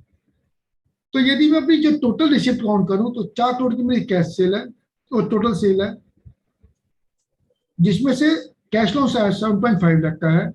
या तो मेरी टोटल जो रिसिप्ट है 4.075 करोड़ हो गई, या 25 लाख को मैं ऐड कर दूं तो 4 करोड़ 32,50,000 रुपए हो गई. यदि मैं अपनी टोटल रिसिप्ट 4 करोड़ 32,50,000 लूंगा तो जो मेरी कैश रिसिप्ट है वो 5% से कम हो जाएगी. कैश रिसिप्ट क्या है, कैश सेल है 7 लाख की और नॉन अकाउंट पे चेक है 6 लाख के और कैश लोन है 7 लाख का. तो जो मेरी कैश रिसिप्ट है वो है 7 और 6 13, 13 और 7 19,50,000. ये मेरी यदि मैं 25 लाख को काउंट करता हूं तो 5% से कम मेरी कैश रिसिप्ट है. और मेरे केस के अंदर टैक्स की जरूरत नहीं है 4 करोड़ की टर्नओवर होने पर भी. लेकिन मैं भी 25 लाख का कंट्रीब्यूशन काउंट नहीं करता हूं टोटल के अंदर, तो उस केस के अंदर मेरी जो टोटल रिसिप्ट है वो 4 करोड़ 7 लाख है 50,000 और 5% से एक्सीड की मेरी कैश रिसिप्ट हो जाती है. तो उस केस में टैक्स रेट होगा. There is a difference of opinion कि जो सेल्फ कंट्रीब्यूशन है वो टोटल रिसिप्ट में आना चाहिए नहीं आना चाहिए. यूटिलिटी के अंदर कैपिटल कंट्रीब्यूशन की बात की गई है. ये आपका ऑप्शन है, आप जो भी चाहे ले सकते हैं, लेकिन आप जो भी रिव्यू लें कि कैपिटल कंट्रीब्यूशन प्रोप्राइटर अकाउंट होगा या नहीं होगा, आप उसके वर्किंग पेपर बना के रख लें. जैसे कल क्वेरी है तो आप उसका जवाब दे सकें. ठीक है Aman ji? Yes sir. Issue clear हो गया यहाँ पे नहीं हुआ? Clear sir. क्लियर है ना? अब हम अगला चलते हैं. मैं कुछ और क्वेश्चन लेके आया हूँ आप लोगों के लिए, क्योंकि 44 रीडिंग एबीए का, क्योंकि ये 4 स्लैब हमने 4 उसमें रखा है तो हमें कंसेप्ट पूरा क्लियर होना चाहिए जब हम यहाँ से निकले. मेरी टर्नओवर 90 लाख है, प्रॉफिट परसेंटेज 5% है, ग्रॉस टोटल इनकम 3.5 लाख है, पिछले साल मैंने टैक्स 4480 ऑप्ट किया है, तो क्या ऐसा टैक्स ऑडिट होगा? यस होगा, क्योंकि लास्ट टाइम भी मैंने इसको ऑप्ट किया था। मेरी 90 लाख की टर्नओवर है, 4% प्रॉफिट है, 5 लाख की ग्रॉस टोटल इनकम है। मेरा फर्स्ट ईयर ऑफ बिजनेस है, पहले मैंने 4480 ऑप्ट नहीं किया था, तो इस साल भी मुझे 4480 ऑप्ट करने की जरूरत नहीं है। 1.5 करोड़ की मेरी टर्नओवर है, 2% मेरा प्रॉफिट है, ग्रॉस टोटल इनकम 2 लाख की है। लास्ट टाइम मैंने 4480 ऑप्ट किया था, तो इस साल भी फिर मुझे इसको कराना पड़ेगा। और यदि चाहे मेरी टर्नओवर 1 करोड़ से ज्यादा है और मैं प्रोविजन में कवर भी होऊंगा, अगर मैं प्रोविजन में कवर हो गया तो बात अलग है, अदरवाइज मुझे ऑडिट कराना पड़ेगा। ठीक है, मेरी टर्नओवर 95 लाख है, प्रॉफिट 3% है, और मेरे को लॉस है। और लास्ट टाइम मैंने ऑप्ट किया था, लेकिन चूंकि मेरे को लॉस है टोटल इनकम में, तो मैं को टैक्स ऑडिट की जरूरत नहीं है, मैं नॉर्मल वे में अपना डिक्लेयर कर सकता हूँ। तो 4485 कहता है कि यदि आप 4480 एप्लीकेबल है और आपकी amount maximum not chargeable to tax है, यानी कि 2.5 लाख से ऊपर है, यदि आप इंडिविजुअल से और कंपनी में 0 से ऊपर इनकम, पॉजिटिव इनकम है। तो मेरी जो 1.755 की टर्नओवर है, 1% प्रॉफिट है, 3.5 लाख की इनकम है। लास्ट टाइम मैंने 4480 को ऑप्ट किया, तो इस साल मुझे ऑप्ट करना पड़ेगा।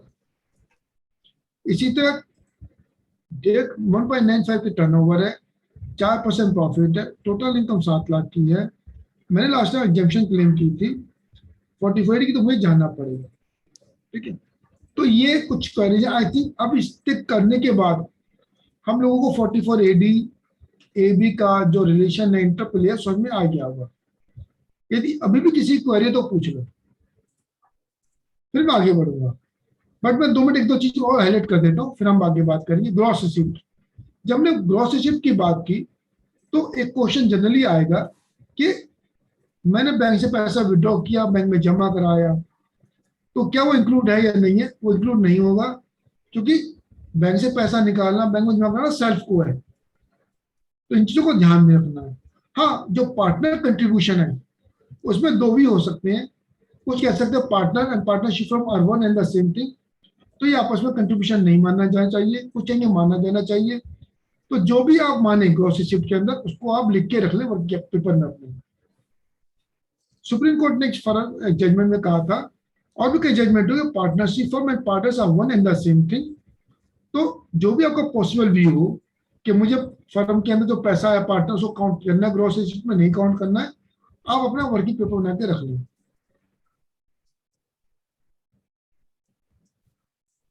अच्छा, एक सवाल ये आया, हटियात मैं इसको ले रहा हूँ, कि क्या पार्टनर 4480 का बेनिफिट ले सकता है?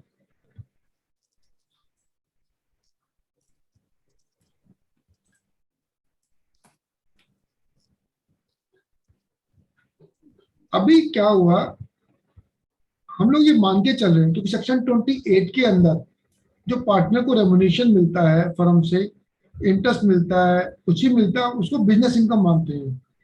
तो देयर वर जजमेंट्स आल्सो जो ये कहते थे कि आप इसको 4480 में पार्टनर जा सकता है और क्लेम कर सकते हैं 80% का बेनिफिट। प्रोफेशनली 4480 में 550% का बेनिफिट क्लेम कर सकते हैं। लेकिन अभी एक जजमेंट आया मद्रास हाई कोर्ट का, उन्होंने कहा कि पार्टनर्स बिजनेस नहीं करते और उन्हें 4480 का बेनिफिट नहीं मिलेगा। मैं जजमेंट के बारे में कमेंट नहीं करना चाहूंगा with due regard to the Madras High Court, but I differ with this judgment. अब सवाल ये आता है कि यदि मेरा प्रॉफिट प्रोफेशनल फर्म है, अमन जी की, कल अमन जी का फोन आया था मेरे पास, मैंने कहा मेरी 5 करोड़ की रिसीप्ट है और 4.5 करोड़ मैं कमाता हूँ, तो मैं क्या 8% प्रॉफिट डिक्लेयर कर दूं, 40 लाख रुपए, और 4 करोड़ खा जाऊं? तो अब मैं आप सबसे पूछता हूँ, आप सब बताएं आपका क्या ओपिनियन है। क्या अमन जी 8% प्रॉफिट डिक्लेयर कर सकते हैं, और 50%, सॉरी 5 करोड़ में 2.5 करोड़ डिक्लेयर कर सकते हैं और 2 करोड़ रुपए पे टैक्स देने से बच सकते हैं? चलो मेंबर से पूछते हैं क्या कहते हैं। संजय जी कहते हैं नो, विनीत जी कहते हैं नो, सचिन जी कहते हैं नो, अमित जी कहते हैं नो। यहाँ सबका अमन जी सॉरी, सब ये कह रहे हैं कि आपको 4.5 करोड़ प्रॉफिट डिक्लेयर करना पड़ेगा और गवर्नमेंट को पूरा टैक्स देना पड़ेगा। मैं आप सबसे एग्री करता हूं, क्योंकि सेक्शन कहता है 8% और हायर, कि आपके पास ज्यादा प्रॉफिट कहां से आया। अब इसको हम ऐसे समझते हैं, मान लो कल आपके पास आपने कोई इन्वेस्टमेंट करी उस 2 करोड़ रुपए की, आपसे किसी ने पूछा पैसे कहाँ से आपको, मैंने वहां से कमाया, तो आपने क्लेम किया ना 2 करोड़ रुपए, तो क्लेम में हायर। दूसरा आप कहते हो नहीं आप पढ़ जाते हो, नहीं मैं तो नहीं मानता, आप 50% या 50% नहीं मानूंगा मैं तो। आयोग कहेगा बड़ी अच्छी बात है सर, मैं आपसे एग्री करता हूँ, 2 करोड़ रुपए आपकी अनएक्सप्लेन्ड इनकम है और 78% टैक्स दे दो। हाँ जी, चॉइस आपके पास है कि 78% टैक्स देना, 22% टैक्स देना। इसमें कुछ जजमेंट है, कुछ फेवर में है, कुछ अगेंस्ट भी है। मैं इन बारे में जस्ट क्योट कर रहा हूँ, बट आई डोंट एग्री, पूरा प्रॉफिट डिक्लेयर करना चाहिए आपको। ठीक है। एक दूसरा क्वेश्चन आया कि जो पार्टनरशिप फर्म से जो प्रॉफिट आता है उसे 14A अप्लीकेबल होगा या नहीं होगा, क्योंकि प्रॉफिट एग्जेम्प्ट होता है, इसलिए 14A अप्लीकेबल होगा। ये स्पेशल बैंक का जजमेंट था अहमदाबाद का। अब एक सवाल जजमेंट और भी आया, हालांकि there difference of opinion on this issue, कि यदि आपने बैंक में कैश जमा कराया, भाई मैंने आपने देखा होगा, आपके पास भी क्लाइंट ऐसे होंगे कि जो उनके जो वेंडर होते हैं, जो कस्टमर, वो ऑल ओवर इंडिया स्प्रेड होते हैं। वो क्या करते हैं, कैश जमा करा देते अपने स्टेट में और फिर यहाँ से माल सप्लाई कर देते हैं, या फिर क्या होता है वो यहाँ आते हैं माल कलेक्ट करके ले जाते हैं और घर जाके कैश जमा करा देते हैं, जिससे कि रास्ते का कैश का जो लॉस का डर होता है खत्म हो जाए। तो सवाल उठा ये क्या, ये कैश रिसिप्ट है या बैंक रिसिप्ट है। तो बेंगलुरु आईटीटी ने एक जजमेंट में कहा, वेंकटेश्वर या राय मिल्स में, कि बैंक रिसिप्ट है, कैश रिसिप्ट नहीं है। मैं इसको बैंक रिसिप्ट ही मानना चाहूंगा, बट आगे डिफरेंस ओपिनियन है, तो जो भी अपने रिस्क पे लेना चाहे सभी को। देखो कैश रिसिप्ट वो होती है जहां कैश में डिस्पोजल पे हो। यदि मेरी कस्टमर ने कैश मेरे अकाउंट में जमा करा दिया तो कैश मेरे डिस्पोजल पे नहीं है, और जो चीज मेरे डिस्पोजल पे ही नहीं है तो वो कैश रिसिप्ट कहां हुई। क्यों अमन जी, आपके डिस्पोजल पे नहीं है ना कैश, तो this is one of the view.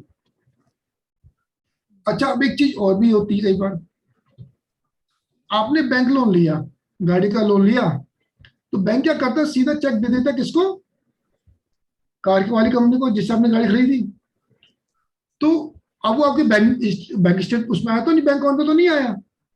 Bank account में तो वो जो डीलर आया या बैंक लोन के रूप में आया, लेकिन वो भी आपकी बैंक रिसिप्ट है, वो भी ग्रॉस रिसिप्ट का पार्ट बनेगी, ध्यान रखना। क्लियर है। Yes, sir.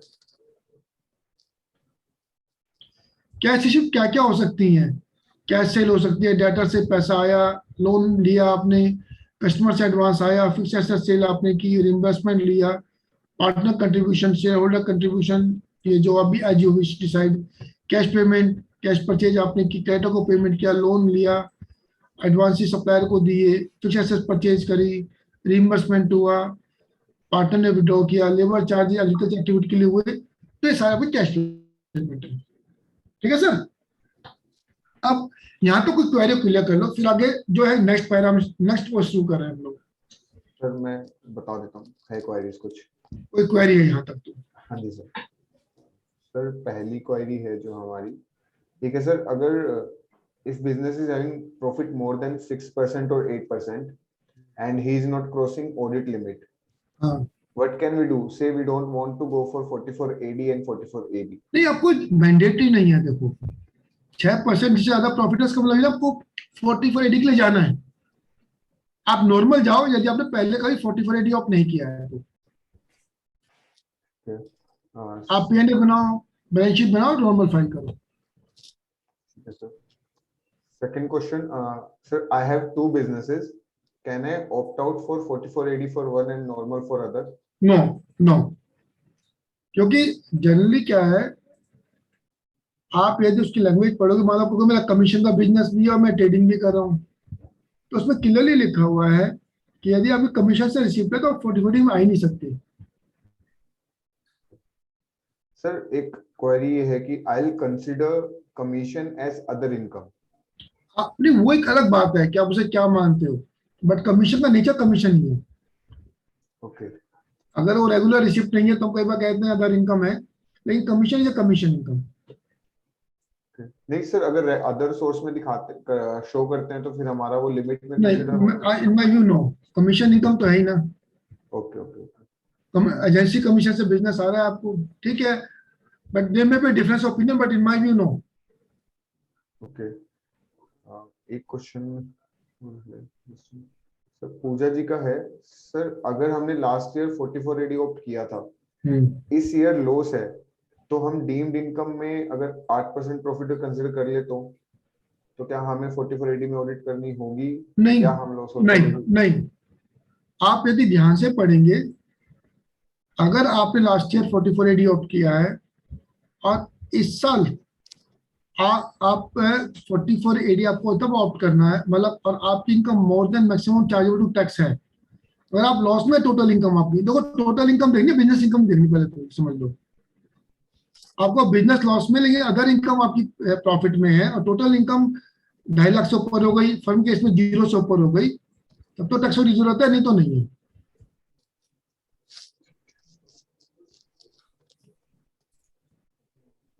If I opted 44 AD last year, but this year gross turnover 1.5 crore, whether I can go for 44 AB?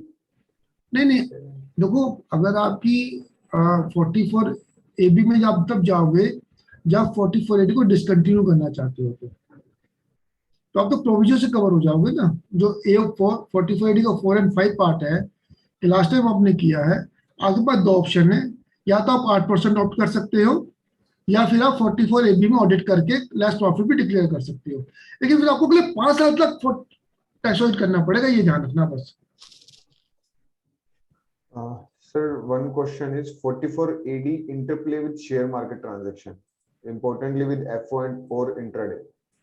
हाँ तो ठीक है, 44 ए भी अप्लीकेबल है। अगर आपने शेयर में सेल परचेज किया है, आपका बिजनेस है वो, तो आप अगर आपने 44 एडी ऑप्ट कर लिया तो यू कैन ऑप्ट, कोई दिक्कत नहीं, क्या इश्यू है। Sir, वही तो बिजनेस इनकम ही है, वो बाहर थोड़ी है। Cell purchase of share does not come with in the category of non eligible business.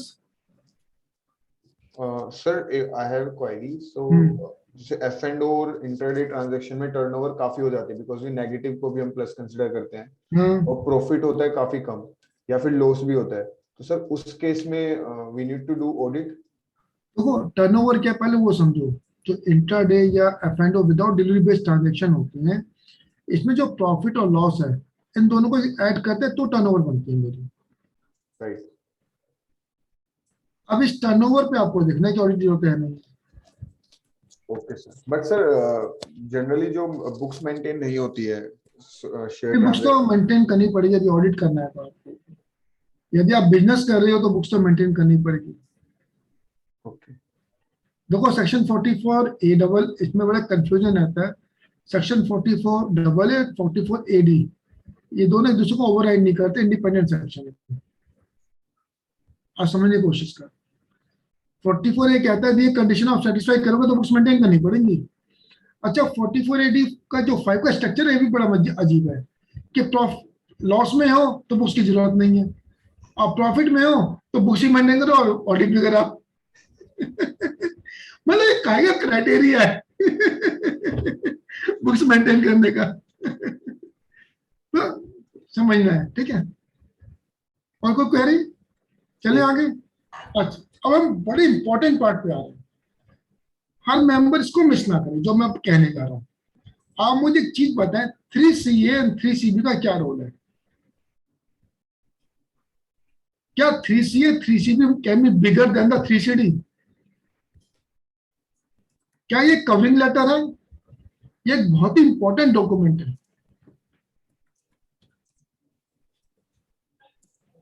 चलो चैट बॉक्स में देखते हैं।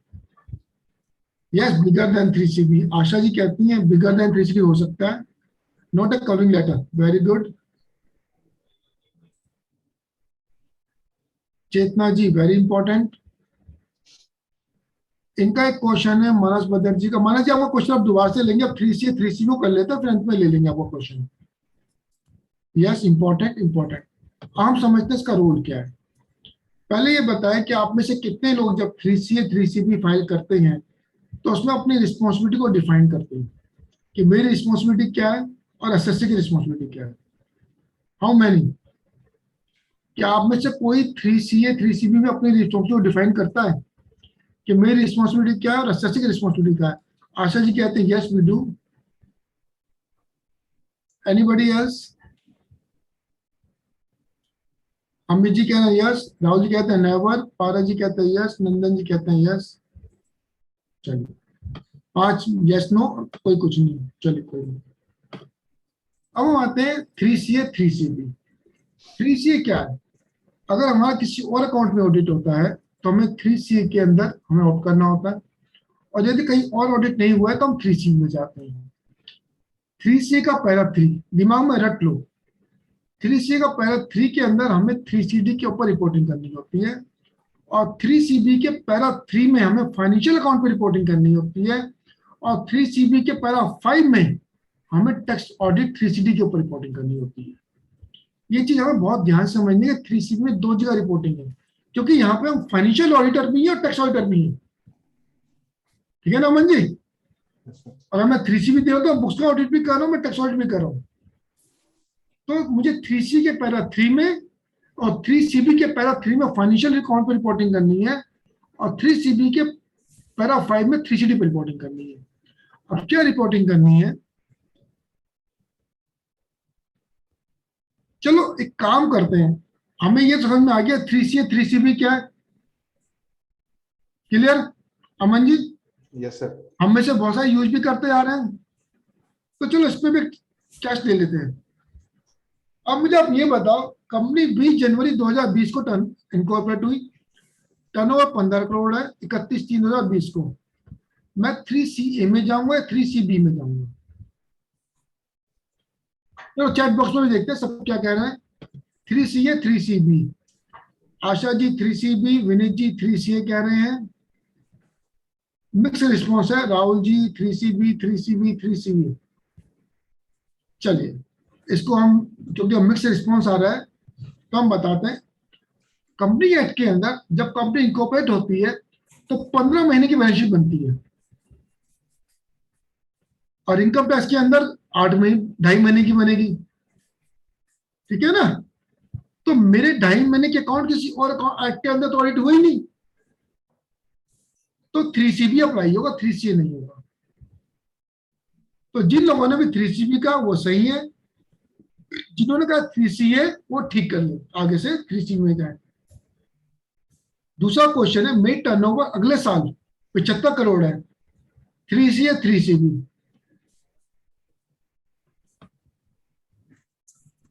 थ्री सी बी आशु जी कह रहे हैं, राहुल जी 3CA कह रहे हैं, सुनीता जी 3CA भी कह रहे हैं, धर्म जी 3CB कह रहे हैं। मतलब मिक्स रिस्पॉन्स है यहाँ भी। अमन जी यहाँ पे हम 3CB में जाएंगे। अब आप बताओ क्यों जाएंगे?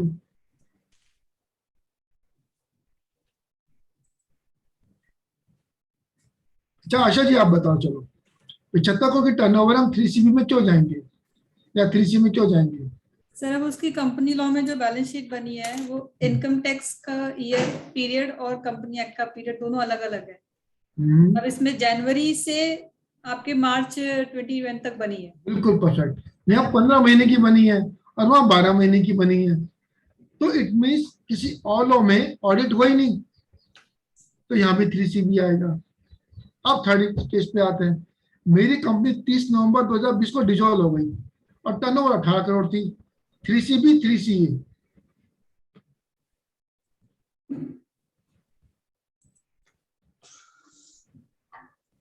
अब बताया सर थर्ड सिचुएशन में संजय जी कहते हैं 3CB, प्रतिजीवा जी 3CA, सुनेजा जी, प्रदीप जी, फिर यहाँ पे मिक्स रिस्पॉन्स है सर, यहाँ भी 3CB जाएगा। अमन जी आप बताएंगे 3CB क्यों जाएगा? क्योंकि सर सेम रीजन, क्योंकि हमारी जनवरी से लेकर मार्च तक की बैलेंस शीट इंक्लूडेड है नहीं, मेरी 30 नवंबर को कंपनी डिसॉल्व हो गई। Third case. That's what third case ना सर। स्टार्ट तो सर जो बैलेंस शीट बनेगी 30 नवंबर को भी वो 20 जनवरी वाली बनेगी ना, 20 जनवरी ये से दो लेके। चीज को भूल जाओ, ये सिचुएशन अलग है, ये सिचुएशन अलग है। ओके सिचुएशन ही अलग है।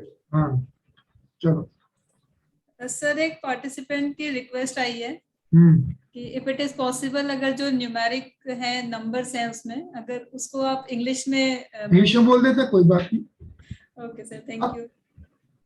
जो 30 नवंबर 2020 को मेरी कंपनी डिसॉल्व हो गई और मुझे टर्नओवर 18 करोड़ है, तो बताओ यहाँ पे 3CB 3CA, यहाँ 3CB होगा। रीजन भी, जब कंपनी डिसॉल्व हो जाती है तो उसको ऑफिस ऑफ ऑडिटर और ऑफिस ऑफ ऑडिट सब खत्म हो जाता है। There is no requirement of any audit after that. Now next question, there in LLP जिसकी टर्नओवर 20 लाख है, तो इसका 3CB 3CA।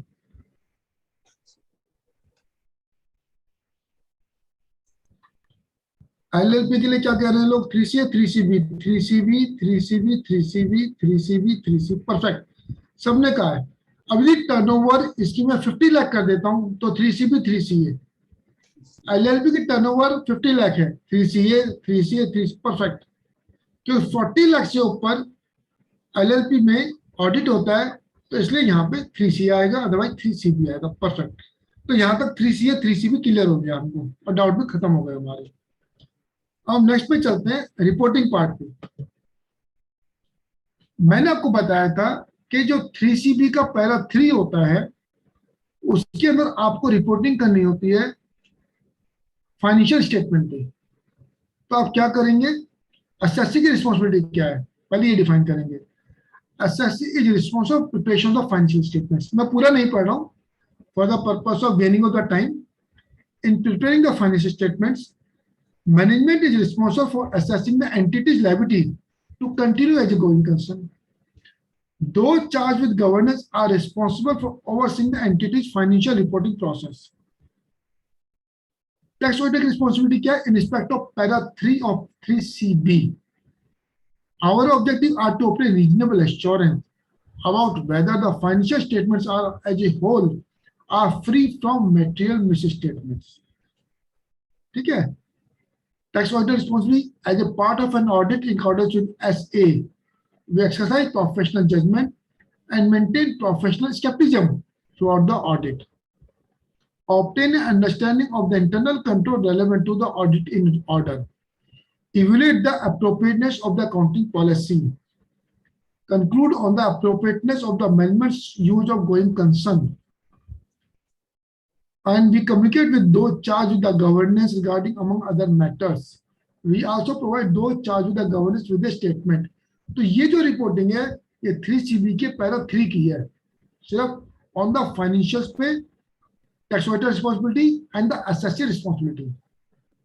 अब हम आते हैं 3C के पैरा 3 और 3CB के पैरा 5 में एसएससी की रिस्पॉन्सिबिलिटी और ऑडिटर्स की रिस्पॉन्सिबिलिटी क्या है। यानी कि हम 3CD के रिस्पेक्ट में बात कर रहे हैं। Assessor is responsible for the preparation of the statements of particulars required to be furnished under Section 44AB of the Income Tax Act, annexed herewith in Form 3CD, read with Rule 61GB. We are now our responsibility. We are responsible for verifying the statements of particulars required to be furnished under Section 44AB. अब ये reporting part है जो define करेगा, और ये हर audit के अंदर जाना ही जाना चाहिए, टैक्स ऑडिट के अंदर। यहाँ पे कोई डाउट नहीं कि मुझे इस केस में रिपोर्ट करना है, इसमें नहीं करना है। ठीक है आशा जी, ठीक है अमन जी। अब कुछ एक चीज में फंस जाऊं तो मैं क्या करूं? There may be judicial pronouncement on certain issue कि there may some favourable, there may some anti. अगर मेरा एसएससी किसी के ऊपर रिलाई करके उसके ऊपर रिपोर्टिंग नहीं करता, अब मैं आपको एक एग्जांपल देता हूँ। सेक्शन 50C क्या कहता है कि यदि आपने कोई प्रॉपर्टी 1 करोड़ की बेची, 1 करोड़ की बेची, 1 करोड़, एंड आपका जो असेसेबल वैल्यू है वो 2 करोड़ है, तो आपका सेल कंसिडरेशन 2 करोड़ माना जाएगा। लेकिन एक स्टैट्यूटरी राइट जो मेरा 50C में है कि मैं उस वैल्यू को चैलेंज कर सकता हूँ और इंस्पेक्टर से उसका वैल्यूएशन करा सकता हूँ, वो मुझे टैक्स ऑडिट में दे नहीं रखा। अब इसको यदि मैं 3CD में रिपोर्टिंग करूंगा तो CPC क्या करेगा? 2 करोड़ की वैल्यू लेगा, एडिशन करके डिमांड निकाल देगा, आप लड़ते रहो। आपका एसएससी कहता है मैं तो स्टैट्यूटरी राइट को अवेल करना चाहता हूं, मैं रिपोर्टिंग नहीं करता 3CD में, तो आप क्या करोगे? अमन जी क्या करोगे आप, या आशा जी क्या करोगी आप?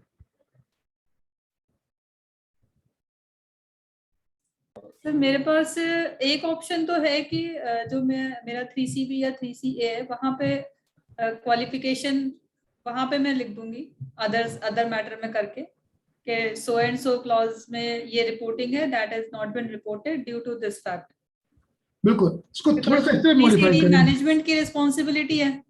अब उसने बना के उसमें नहीं डाल के दिया तो this is the option I have, I think so. Perfect. पहले मैं फैक्ट्स लिखूंगा, फैक्ट्स लिख के मैं कहूंगा असेसी इस स्टैट्यूटरी को अवेल करना चाहता है, इसलिए उसको रिपोर्ट नहीं किया है। इसी तरह देर में भी डिफरेंस ऑफ ओपिनियन कि एसएससी कहता है मैं तो जजमेंट रिलाई करता हूँ, जब 40 AI है। आपको याद होगा पहले कंफ्लिक्ट था पेड और पेबल को लेके कि टैक्स ऑडिट में TDS का उसी पोर्शन का डिसला होगा, वही खर्चा डिसला होगा जो अमाउंट पे नहीं किया गया है। तो पेड और पेबल को लेकर कंफ्लिक्ट हुआ, डिफरेंट जजमेंट आए, तो सुप्रीम कोर्ट ने सेटल किया। तो एसएससी कहता है मैं तो इस पर्टिकुलर जजमेंट पर रिलाई करके इसको रिपोर्टिंग नहीं करता हूँ, आप कहते हो मैं इस पर रिलाई करता हूँ। तो आप क्या करोगे, फैक्ट्स लिखोगे और लिखोगे एसएससी ने इस जजमेंट के ऊपर रिलाई करके इसकी रिपोर्टिंग नहीं करी है। तो दैट इज आवर जॉब। और उसके अलावा मुझे जितने भी अपने गाइडेंस नोट है, अकाउंटिंग स्टैंडर्ड है, जो स्टूडेंट इशू किए वो फॉलो करने हैं। ठीक है अमन जी? Yes, sir. मेरी जो 3CD should be based on the accounts, records, document, information, explanation. मेरा जो ऑडिट पर व्यू है बुक्स है। यदि एसएससी ने बुक से बाहर कोई प्रॉपर्टी बेची है तो मुझे रिपोर्ट करने की जरूरत नहीं है, क्योंकि मैं जो ऑडिट कर रहा हूँ बुक्स का कर रहा हूँ। 50C की रिपोर्टिंग करूंगा तो बुक्स के अंदर तो रिपोर्टिंग करूंगा, otherwise why should I report? अगर एक आइटम एक से ज्यादा से रिपोर्ट है तो मुझे उसके रेफरेंस देना चाहिए, जैसे कि डेप्रिसिएशन है या आपने TDS का है, आप 21 में देते हैं जहां पे अगर TDS नहीं करता तो रिपोर्टिंग करता, 34 क्लोज में भी रिपोर्टिंग करते हैं, तो उसका रेफरेंस दे देना चाहिए। यदि कोई अप्लीकेबल नहीं है तो आप लिखो अप्लीकेबल नहीं है। दूसरा, पूरे 3CD में कोई भी बैलेंस ब्लैंक नहीं छोड़ना, कोई भी हर जगह जो अप्लीकेबल नहीं अप्लीकेबल लिखो, जहां जीरो वैल्यू लिखनी है जीरो लिखो, ब्लैंक मत छोड़ो।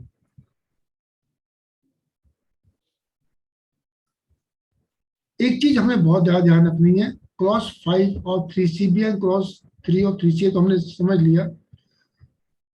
ऑब्जर्वेशन, अच्छा कुछ ना, एक टेम्पलेट है क्लोज 8 क्लोज 5(8) के अंदर, और जो हम ऑब्जर्वेशन देते हैं वो टेम्पलेट दे रखे हैं उन्होंने कि क्लोजिंग स्टॉक की वैल्यू प्रोवाइड नहीं की, ये प्रोवाइड नहीं करी। प्लीज आप उन टेम्पलेट को पिकअप ना करें। यदि क्लोजिंग स्टॉक का वैल्यूएशन ही नहीं हुआ तो फिर तो ट्रू एंड फेयर ही हुई कहा रह गया। आपको जो भी कमेंट देने अदर्स में देने, उसके अंदर टेम्पलेट में कुछ को भी चूज नहीं करना, ये चीज याद रखनी है।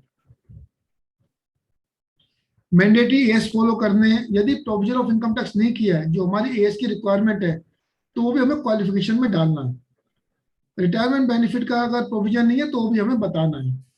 अच्छा एक चीज आप मुझे बताइए, आप लोग क्या करते हैं? जनरली आप लिखते हैं accounts are subject to confirmation, debtors are subject to confirmation, creditor subject to confirmation. ये क्राइम है अमन जी, क्राइम है। फिर आपने ऑडिट क्या किया? यदि हमने सब्जेक्ट टू कंफर्मेशन कर दिया सब कुछ तो आप ये लिखो debtors has been reported at the realisable value, don't write subject to confirmation, store don't write subject to confirmation. ठीक है?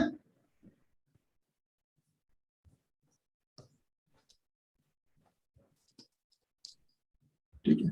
अच्छा अब क्लोज बाय क्लोज तो आगे से लिया जाएगा, मैं उसको अभी टचअप नहीं कर रहा हूं, मैं उसको एस्केप कर रहा हूं। अब मैं आपको जो अदर इंपॉर्टेंट पॉइंट है वो लेके आ रहा हूं। यहाँ तो कोई क्वेरी हो किसी मेंबर की, मीन टाइम वो क्वेरी ले लो, क्योंकि मेरी जनरल बनी हुई है प्रेजेंटेशन, तो मैं इसको भी यहाँ नहीं ले रहा हूँ। Sir, no query.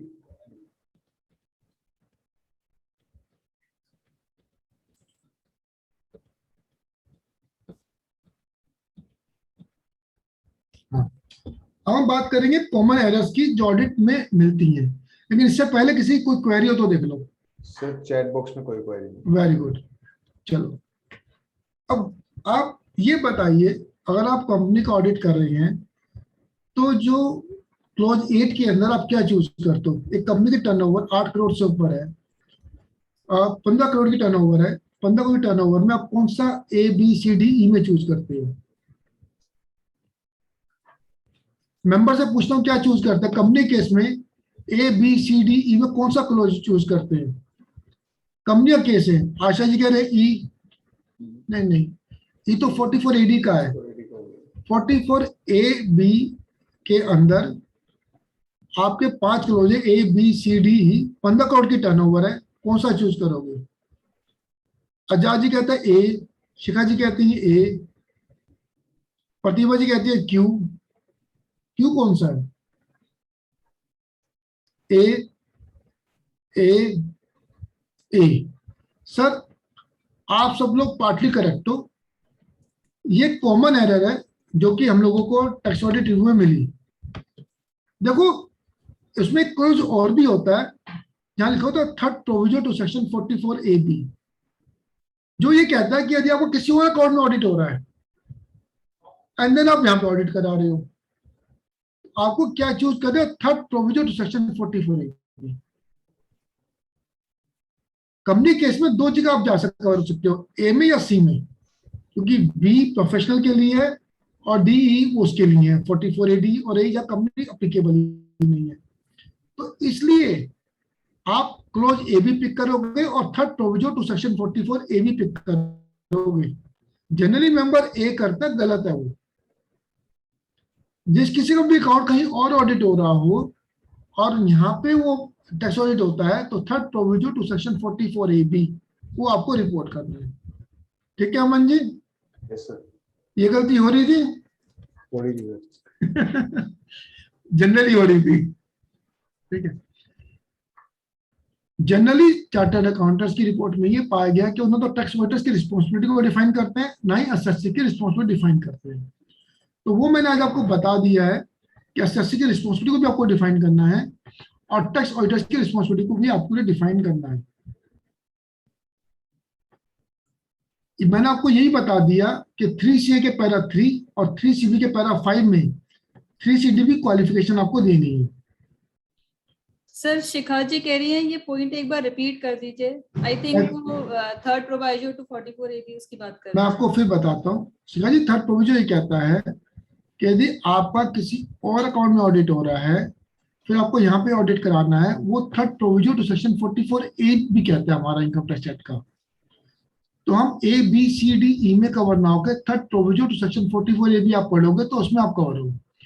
तो आप क्या करोगे? Third provision to section 44AB भी ऑप्ट करोगे, उसके साथ आप क्लॉज ए या क्लॉज सी सिलेक्ट करोगे जिस क्लॉज में भी आप फॉल करते हो कंपनी के केस के अंदर। ठीक है आशा जी, हो गया उनको? ओके आ गया उनका। SSC responsibility and tax auditor responsibility मैं आपको समझा चुका हूँ। 3CA के पैरा 3 और 3CB के पैरा 5 में क्या रिपोर्ट करना है मैं आपको बता चुका हूँ। आप में से कोई ये मत लिखो refers to the notes to financial statements, या जनरल नोट्स को रेफर मत करो, क्वालिफिकेशन है, इसमें प्रॉपर इंफॉर्मेशन दो। एड्रेस, जनरली क्या हो रहा है कि हम लोग ना एड्रेस को बड़ी कैजुअली लेते हैं। हमें ये देखने जब हम एड्रेस रिपोर्ट कर रहे हैं तो वो एड्रेस हो जो हमारे MCA में भी जा रहा हो और जो हमारे पैन नंबर पे भी हो। हाँ, अब जनरली जब हमने ऑडिट किया टैक्स रिव्यू कमेटी के पार्ट में तो हमने पाया कि जो MCA के रिकॉर्ड में ऑडिट रिपोर्ट में जो एड्रेस है और जो एड्रेस में रेफर किया उसमें डिफरेंस है, तो वो डिफरेंस नहीं होना चाहिए। जहां आप नेचर ऑफ बिजनेस में प्रोफेशनल रिपोर्ट कर रहे हो और आपके एक से ज्यादा बिजनेस है तो आपको सबका कोड रिपोर्ट करना है। जनरली हमें ये मिला कि सारे बिजनेस और प्रोफेशन कोड रिपोर्ट नहीं हो रहे हैं, तो कोड शुड बी रिपोर्टेड। मैंने आपको ये बताया था जनरल आपका सेक्शन 44AA कहता है कि सिर्फ प्रोफेशन के अलावा किसके लिए बुक्स प्रिस्क्राइब नहीं करता। लेकिन जब हमने ऑब्जर्व किया कि लोगों ने बिजनेस के अंदर भी लिख रखा है कि books are prescribe by under section 44AA, तो books are not prescribed under section 44AA, only profession के लिए प्रिस्क्राइब्ड है और मेडिकल प्रोफेशन के लिए अलग से प्रिस्क्राइब है। तो इस बात का हम ध्यान रखें। और एक चीज और भी ध्यान रखें कि देयर में भी case in the case of company या बिजनेस एंटिटी जहां उसके रिकॉर्ड अलग जगह पे मेंटेन हो, तो हर जगह का एड्रेस जहां पे रिकॉर्ड मेंटेन किए गए हैं उसकी रिपोर्टिंग करें। अच्छा, एक क्लोज है list of books of account and nature of relevant document.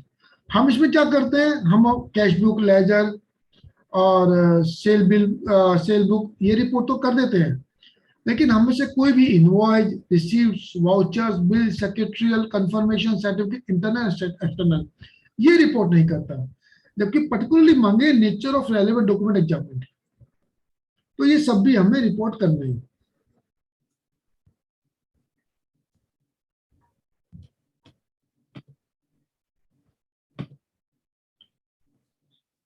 जब जो ICDS है उसके 3 क्लोज हैं, DEF। डी कहता है कि कोई डिफरेंस है, ई कहता है क्या डिफरेंस है वो बताओ, एफ कहता है डिस्क्लोजर रिक्वायरमेंट की। तो हमें जो ई है उसमें कोई भी जो कॉलम है ब्लैंक नहीं छोड़ना, हमें उसके अंदर हर कॉलम में वैल्यू भरनी है, चाहे जीरो ही भरनी है। ये एक रिकमेंडेशन है हमारे tax audit review committee board की। और यदि डिटेल एडजस्टमेंट है तो आपको रिपोर्ट करनी ही करनी है।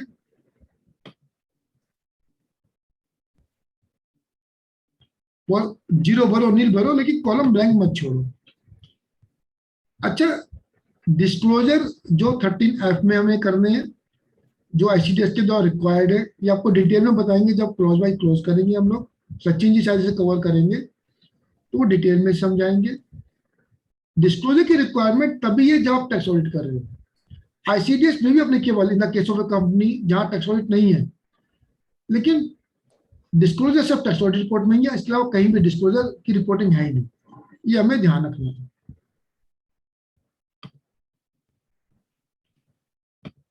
14B, यदि आपका, जैसे मैंने आपको बताया था, गाइडेंस नोट कहता है एक्सक्लूसिव ऑफ टैक्स मेथड आप फॉलो करो, 145 ये कहता है इंक्लूसिव फॉलो करो। तो आपने क्या करना है, आपने क्या ना, yes there is a deviation in respect of valuation prescribed under section 145A, और उसके अलावा उसका कोई डिफरेंस है तो आपको नहीं, उसका कोई भी डिफरेंस नहीं है, उसका कोई इंपैक्ट नहीं है, क्योंकि ड्यूटीज एंड टैक्सेस को एक तरफ इंक्लूड करोगे, दोनों तरफ फिगर आती है, तो उसका कोई भी इंपैक्ट नहीं आता। और यही बात हमारा गाइडेंस नोट भी कहता है। कहीं कोई दिक्कत हो पूछ लेना, रोक लेना, क्योंकि हम ऑलरेडी 540 हो चुके हैं, तो 15-20 मिनट हम उसके लिए भी रखिए, क्वेरी सेशन के लिए भी। डेप्रिसिएशन अलाउबल, यहाँ जो ऑब्जर्वेशन आई कि जो हमारे जो फाइनेंशियल्स के अंदर जो एडिशंस की रिपोर्टिंग है, मतलब बैलेंस शीट के अंदर मैंने कहा 100 करोड़ के मेरे एडिशंस हैं, लेकिन जब टैक्स ऑडिट रिपोर्ट में क्लॉज 18 में जाता हूँ तो वो मैच नहीं करते। एंड अमन, ये दे शुड मैच, इनमें तो कोई डिफरेंस का सवाल ही नहीं उठता। भाई अगर मेरी बुक्स के अंदर 100 करोड़ का एडिशन हुआ है तो वहां भी 100 करोड़ का एडिशन आ चाहिए टैक्स रिपोर्ट में। सिमिलरली डिडक्शन भी सही मानी चाहिए। डिडक्शन केस में डिफरेंस हो सकता है because of the counting method differently, but generally difference नहीं चाहिए, और जहां कोई भी डिफरेंस हो उसे रिपोर्ट करना चाहिए, उसकी हमें एक प्रॉपर वर्किंग पेपर रखना चाहिए। हमने ये ऑब्जर्व किया कि जो टैक्स ऑडिट रिपोर्ट में क्लॉज 18 में वैल्यू आ रही है और जो बैलेंस शीट में वैल्यू आ रही है वो डिफर कर रही थी, वो नहीं होना चाहिए। दूसरा, जो एडजस्टमेंट एक्सचेंज फ्लक्चुएशंस की या कोई और कारण से एडजस्टमेंट होती है, तो वो टैक्स ऑडिट रिपोर्ट में नहीं आ रही है, और वैसे आ रही है आपकी फाइनेंशियल में आ रही है। तो इस चीज को हमें ध्यान रखना है कि जो एडजस्टमेंट हमने बुक्स में की है वही टैक्स ऑडिट रिपोर्ट की क्लोज 18 में भी रिपोर्टेड है, और यदि किसी कारणों से हम उसको रिपोर्ट नहीं कर रहे तो उसका हमें रिपोर्टिंग देनी है अपने उसके अंदर 3C के पैरा 3, 3CB के पैरा 5 के अंदर।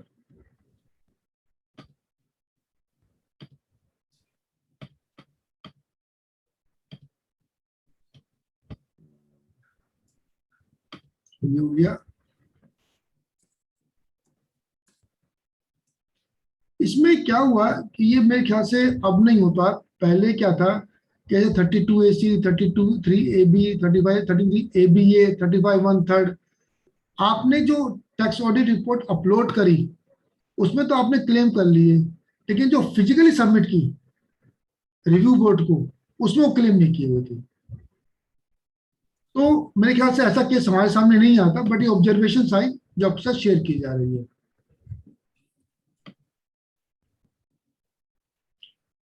ये भी एक ऑब्जर्वेशन आई कि अगर आपने सर्टेन जो बड़ी कंपनियां होती है उसमें करोड़ों रुपए के प्रोविजंस प्रोवाइड किए जाते हैं लास्ट डेट के अंदर, सर्टेन खर्चे के बिल नहीं आते, आइडेंटिफाइबल नहीं होते, तो उनके प्रोविजन कर दिए जाते हैं।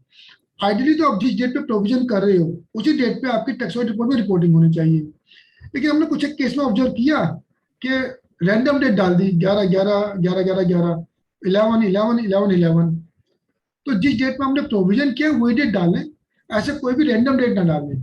मैं समझ सकता हूँ गलती तब हुई होगी जब वो जल्दबाजी में और टैक्स रिपोर्ट फाइल हो रहा होगा और फटाफट बंदे ने डेट डाल दी, तो दैट शुड बी अवॉइडेड।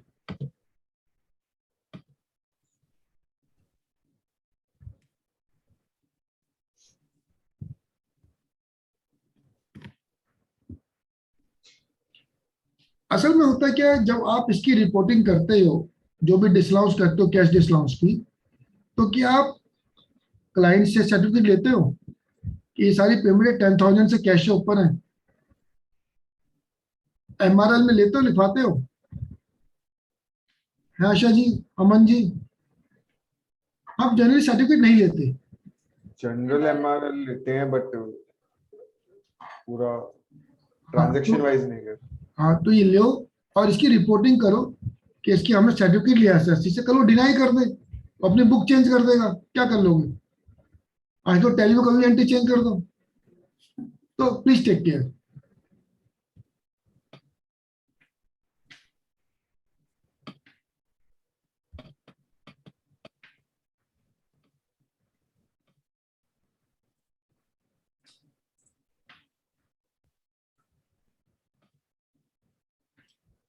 एक ऑब्जर्वेशन और भी आई कि जो इंटरेस्ट पे किया जाता है MSME सेक्टर को, वो हमने आपके फाइनेंशियल में तो रिपोर्टेड था, लेकिन टैक्स वाइड रिपोर्ट में रिपोर्ट नहीं किया गया था, तो उसका ध्यान रखें।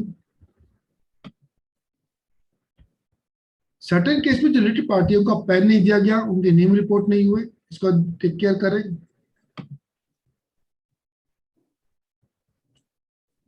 इसमें रिपोर्टिंग पार्ट प्रॉपर नहीं था। रिपोर्टिंग पार्ट ऐसे नहीं था कि क्लोज 34A के अंदर एक कॉलम होता है जहां टोटल एक्सपेंस की बात करता है। टोटल एक्सपेंस वो होते हैं जिन पे चाहे टैक्स कटाओ ना कटाओ TDS। ये जो टोटल एक्सपेंस है ये आपके फाइनेंशियल में उस रेलेवेंट एक्सपेंस से मैच करने चाहिए, वो मैच नहीं कर रहे थे। अमन जी क्लियर हुआ क्या कहना चाहता हूँ? Yes sir. गुड। कोई क्लियर ना हो पूछ लेना, क्योंकि कॉमन एरर्स है, ये रिपीट ना हो तो ज्यादा अच्छा है।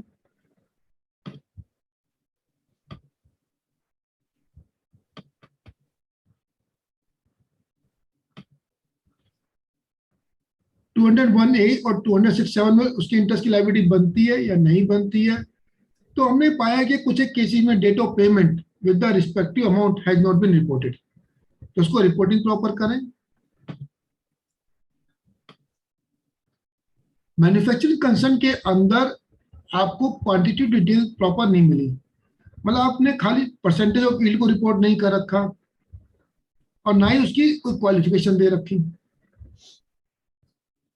अगर SSC ने 3CD के अंदर परसेंटेज ऑफ यील्ड नहीं बताई है तो आप उसको लिखो कि the SSC has not reported this.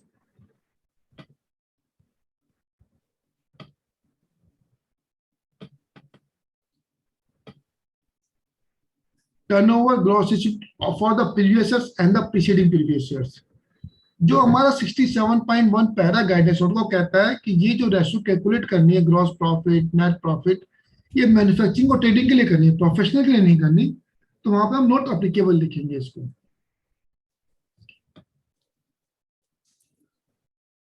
यहां हम कॉमन गलतियां क्या कर रहे हैं, एक तो हम वर्ड फिक्स एसेट्स यूज करते हैं AS10 यूज करता है प्रॉपर्टी प्लांट एंड इक्विपमेंट। तो हम सबको अपनी अपनी जो बैलेंस शीटें हैं उसमें फिक्स एसेट्स की जगह property plant and equipment use करनी है। दूसरा एक जो एरर हो रही है, हम लोग क्या करते हैं, जो डेप्रिसिएशन है एज पर सेक्शन 32 कैलकुलेट करते हैं इनकम टैक्स एक्ट के प्रोप्राइटरशिप में, पार्टनरशिप में, जबकि जो हमारा AS10 क्या कहता है, यूजफुल लाइफ पे कैलकुलेट करो जैसे कंपनी में होता है। तो हम इसको रिपोर्ट करना है 3C के पैरा 3 में और 3C के पैरा 5 में। हम में से कोई रिपोर्ट कर रहा है मन जी इस बात को? आशा जी आप कर रहे हो? सर लास्ट ईयर से पहले तक तो हम भी नहीं कर रहे थे लेकिन लास्ट ईयर से शुरू किया, लास्ट ईयर से किया शुरू। प्रोप्राइटरशिप और पार्टनरशिप में पिछले साल की फिगर देना मैंडेटरी होता है एज पर आवर AS। अगर असेसी ने नहीं दिए तो क्वालिफाई करो 3C के पैरा 3 और 3CB के पैरा 5 में कि जी असेसी ने लास्ट ईयर की फिगर रिपोर्ट नहीं करी है। हमारा AS क्या था, मैं रिपोर्ट करनी है।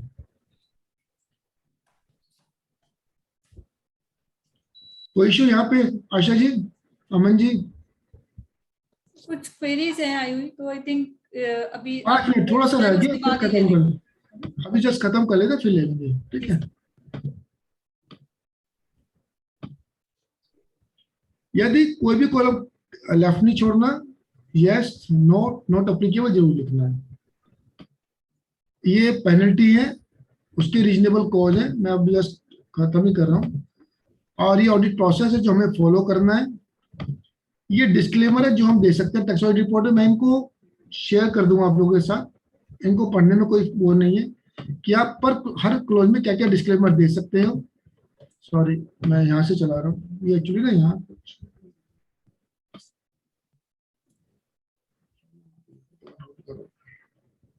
हाँ अब ठीक है सर। हाँ ये डिस्क्लेमर है जो आप दे सकते हो सारे, मैं इनको टचअप नहीं कर रहा हूँ। ये आपको PPT मिल जाएगी, आप इसमें से किस कॉलम में क्या, और ये ICDS के ऊपर क्या क्या डिस्क्लोजर आप दे सकते हो। वैसे तो अपने जो स्पीकर्स हैं वो सारे बताएंगे, बट ये जनरल डिस्क्लोजर्स हैं ICDS के लिए। With this thanks, now we can take up the queries. Thank you so much sir. Aman please Yes, ma'am. Take over from this. I think wonderful discussion and मैं भी सुन रहा था, बीच में video of था, but बहुत अच्छा। एंड एक चीज मैं सबको फिर से ऐड करना चाहूंगा कि सर का स्पेशल थैंक्स कि आज सुबह जब पता चला कि राजीव जैन सर को फीवर है तो सर ने on the spot 11 o'clock sir ने हाँ कह दी। So special thanks to you sir and सभी participant, thank you. And I think Asha ji, Rajiv ji will join on the last day ना? हाँ सर अभी तो ये कि Okay. ज्वाइन कर लेंगे वो, and Okay. We also hope And, so जी एंड तो मैं फ्री हो गया लास्ट डे पे। Thank you so much sir, thank you so much. ASHA participant की जितनी भी क्वेरी है वो अगले 15 मिनट में ले लीजिए आप, है ना? हाँ अमन स्टार्ट कर रहे हैं अभी अमन, आपको please, बताऊं सुमित जी, अभी हमने इस टैक्स ऑडिट प्रेजेंटेशन दी थी शास्त्री नगर शेरी सर्कल में जी। वहाँ 3 घंटे का एक सेशन चला, अभी एक सेशन और पेंडिंग है, वो कल हो रहा है। तो मैं भी सर ना अपना इसको मैंने डिवाइड करके 8 घंटे कर दिया है। हाँ इसलिए आपने 8 घंटे में कर लिया, क्योंकि ये है इतना मटेरियल, इसमें इतना ज्यादा कुछ है कि इतना नहीं है कि 2 घंटे में आपने पढ़ा और खत्म हो गया कि बस बिल्कुल। खत्म। हाँ over to you Aman. Okay. Sir, CA Amit ji पूछ रहे हैं if society is audited under Societies Act, then tax audit compulsory for that society under Proviso 3. Yes Can you please, Manoj Shah ji का question है, can you please guide on suitable note if inventory value excluding GST is treated as balance sheet item? दोबारा से बोली क्या कहा? Can you please guide on suitable note if inventory value excluding tax as GST is treated as balance sheet item? हाँ तो हम exclusive हो गया ना, एक्सक्लूसिवली आप रिपोर्ट कर रहे हो, यू नॉट इंक्लूडिंग टैक्सेस, तो उसमें आप ये लिखोगे देयर इज ए 145 में कहता है आपको एक्सक्लूसिव इंक्लूसिव रिपोर्ट करना है, आप एक्सक्लूडिंग रिपोर्ट कर रहे हैं तो आप 3C के पैरा 3, 3CB के पैरा 3 में लिखोगे कि एसएससी ने अकाउंटिंग सिस्टम ये फॉलो किया है, हालांकि जो हमारा 145 ये कहता है, वो कहता है इंक्लूसिव मेथड फॉलो करो। ठीक है सर। एक सेकंड, धर्म सिंगला जी का क्वेश्चन है, sir in case of professional firm turnover less than 50 lakh whether tax audit is mandatory? यदि 50% से कम and प्रॉफिट डिक्लेयर करोगे तो मैंडेटरी है।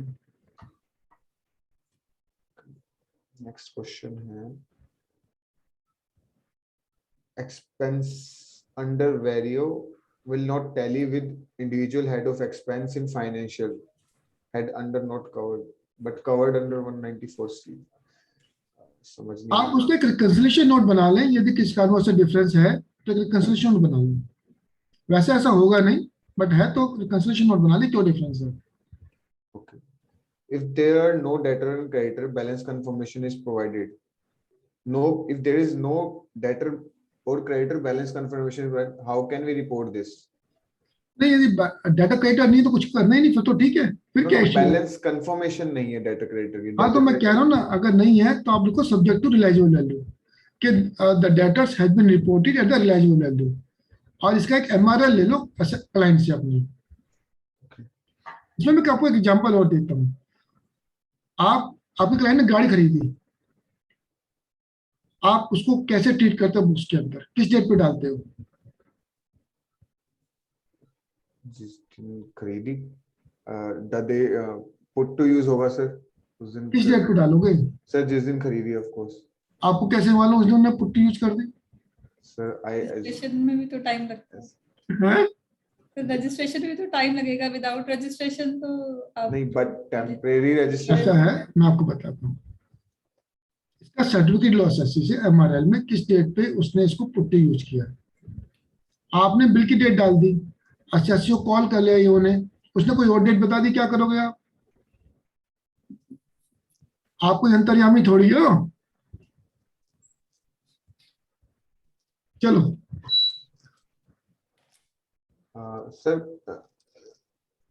अनीशुल जी का क्वेश्चन है, form 61A form detail should be Aman, ये गिवन। क्वेश्चन पर्टिकुलर क्लॉज वाले डे ले लेंगे हम, क्लॉज 42 की, because clause by clause discussion है, तो we will take this question. Anshul ji, you can post your query again, okay. और उसके बाद से टाइम कम है थोड़ा। ये हमारा sir disclose income from cryptocurrency, where to disclose income from cryptocurrency? Disclose income from cryptocurrency. Cryptocurrency, देखो पहले तो ये आपका रेगुलर बिजनेस है या नहीं है। अगर रेगुलर बिजनेस है तो अपने बैलेंस शीट में रिपोर्ट करो, तो अदर इनकम में रिपोर्ट करो। If we have business in first year and opted for 44AD, next year we have salary income, then in third year we have business income, can we opt again for 44AD?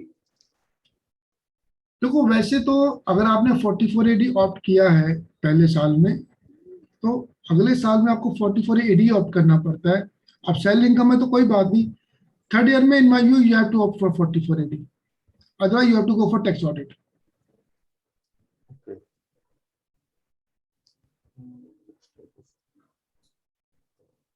Next question है, which type of common books need to mention in tax audit report for company? नहीं, ये तो आप जो common book, क्या जो books maintain करे वो तो कॉमन बुक्स कोई होती नहीं। क्योंकि संजय जी, ये हमारा कल का यही टॉपिक है, ये क्लॉज उसमें कवर होगा, तो you can raise your query tomorrow session also. Tax audit in case there is a loss and previous year which we have opted for 44AD. नहीं, अगर आप पे लॉस है, टोटल इनकम में लॉस है, बिजनेस लॉस की बात नहीं करेंगे, तो फिर आप नॉर्मल में दिखा सकते हो। Okay. That's it, sir. Queries complete हो गई।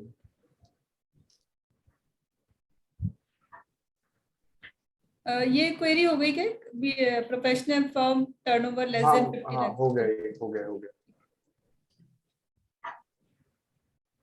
तो जस्ट आई होप सबको लग रहा होगा। कोई क्वेरी रह गई है, वी हैव 5-6 मिनट्स मोर। अगर आप हैंड रेज करके अपनी क्वेरी पूछना चाहते हैं सर से, तो Sir, one more query. Cryptocurrencies are not defined as asset. How this can be disclosed in balance sheets? Crypto currency के ऊपर अभी ये इन्वेस्टमेंट में दिखा दो ना, आपकी इन्वेस्टमेंट तो है, या लॉन्स एडवांस में दिखा दो, या करंट एसेट्स में तो लॉन्स एडवांस ही बचता है, या कैश। एक्चुअली क्या है क्रिप्टो करेंसी का नेचर क्या है, अगर हम इसे कैश एंड बैंक बैलेंस मांगे तो इसे part of cash and bank balance. और in my view crypto currency मेरी इतनी स्टडी नहीं है कि इसका नेचर क्या है। जैसे करेंसी माने जनरली जिसमें हम लेन देन कर सकते हैं, तो इसमें भी part of cash and bank balance also.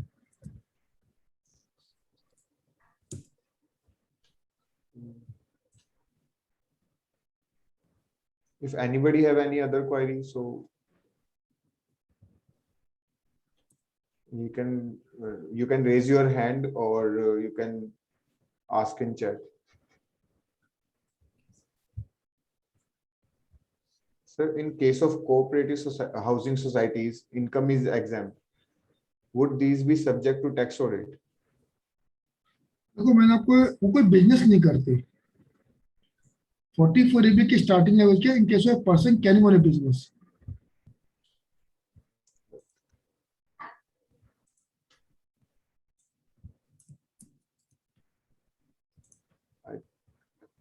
Sir, I guess that's one more question. No. I hope सबने लाइक किया होगा, कोई बोर नहीं हुआ होगा। काफी Sir, इंटरेक्टिव काफी interactive session. एक दिनेश बहुत बढ़िया कुमार था। जी की क्वेरी आ गई है, अमन वो भी ले लीजिए। Tax audit limit of 60 audit under section 44 AD will be counted. दोबारा से बोलिए। Sir, in tax audit जो 60 लिमिट है उसके अंदर जो ऑडिट अंडर सेक्शन 44 AD हो रही है, नहीं वो काउंट नहीं होते।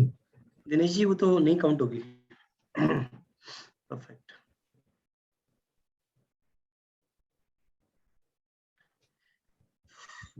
sir, where and how we should report if going concern concept not followed by any company?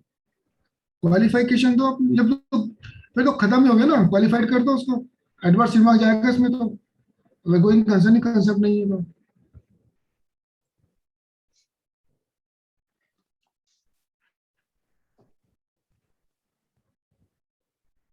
और कोई क्वेरी आई थिंक अब नहीं है किसी की। जी। तो So Asa ji, let's conclude today's Aman, session. And I request you to please give a formal vote of thanks to Manu sir for his wonderful deliberation and interactive deliberation, if I must say. Please, Aman. Thank you so much, sir, for having with CASA today and for this amazing interacting session where I see all the participants were interacting, were asking questions, including me as well. And not for a single minute I left out the session or I missed anything. And of course, sir, your knowledge, valuable knowledge you shared with us. Thank you so much for that. And we hope that you will join CASA and CASA session in future as well. Thank you so much. Thank you. Thank you. Okay. Thank you all the participants. और Kal, किसी भी की memory कोई query हो, मेरा number है, call कर सकते हैं any time. so see you in tomorrow's session, all the participants. Thank you so much. So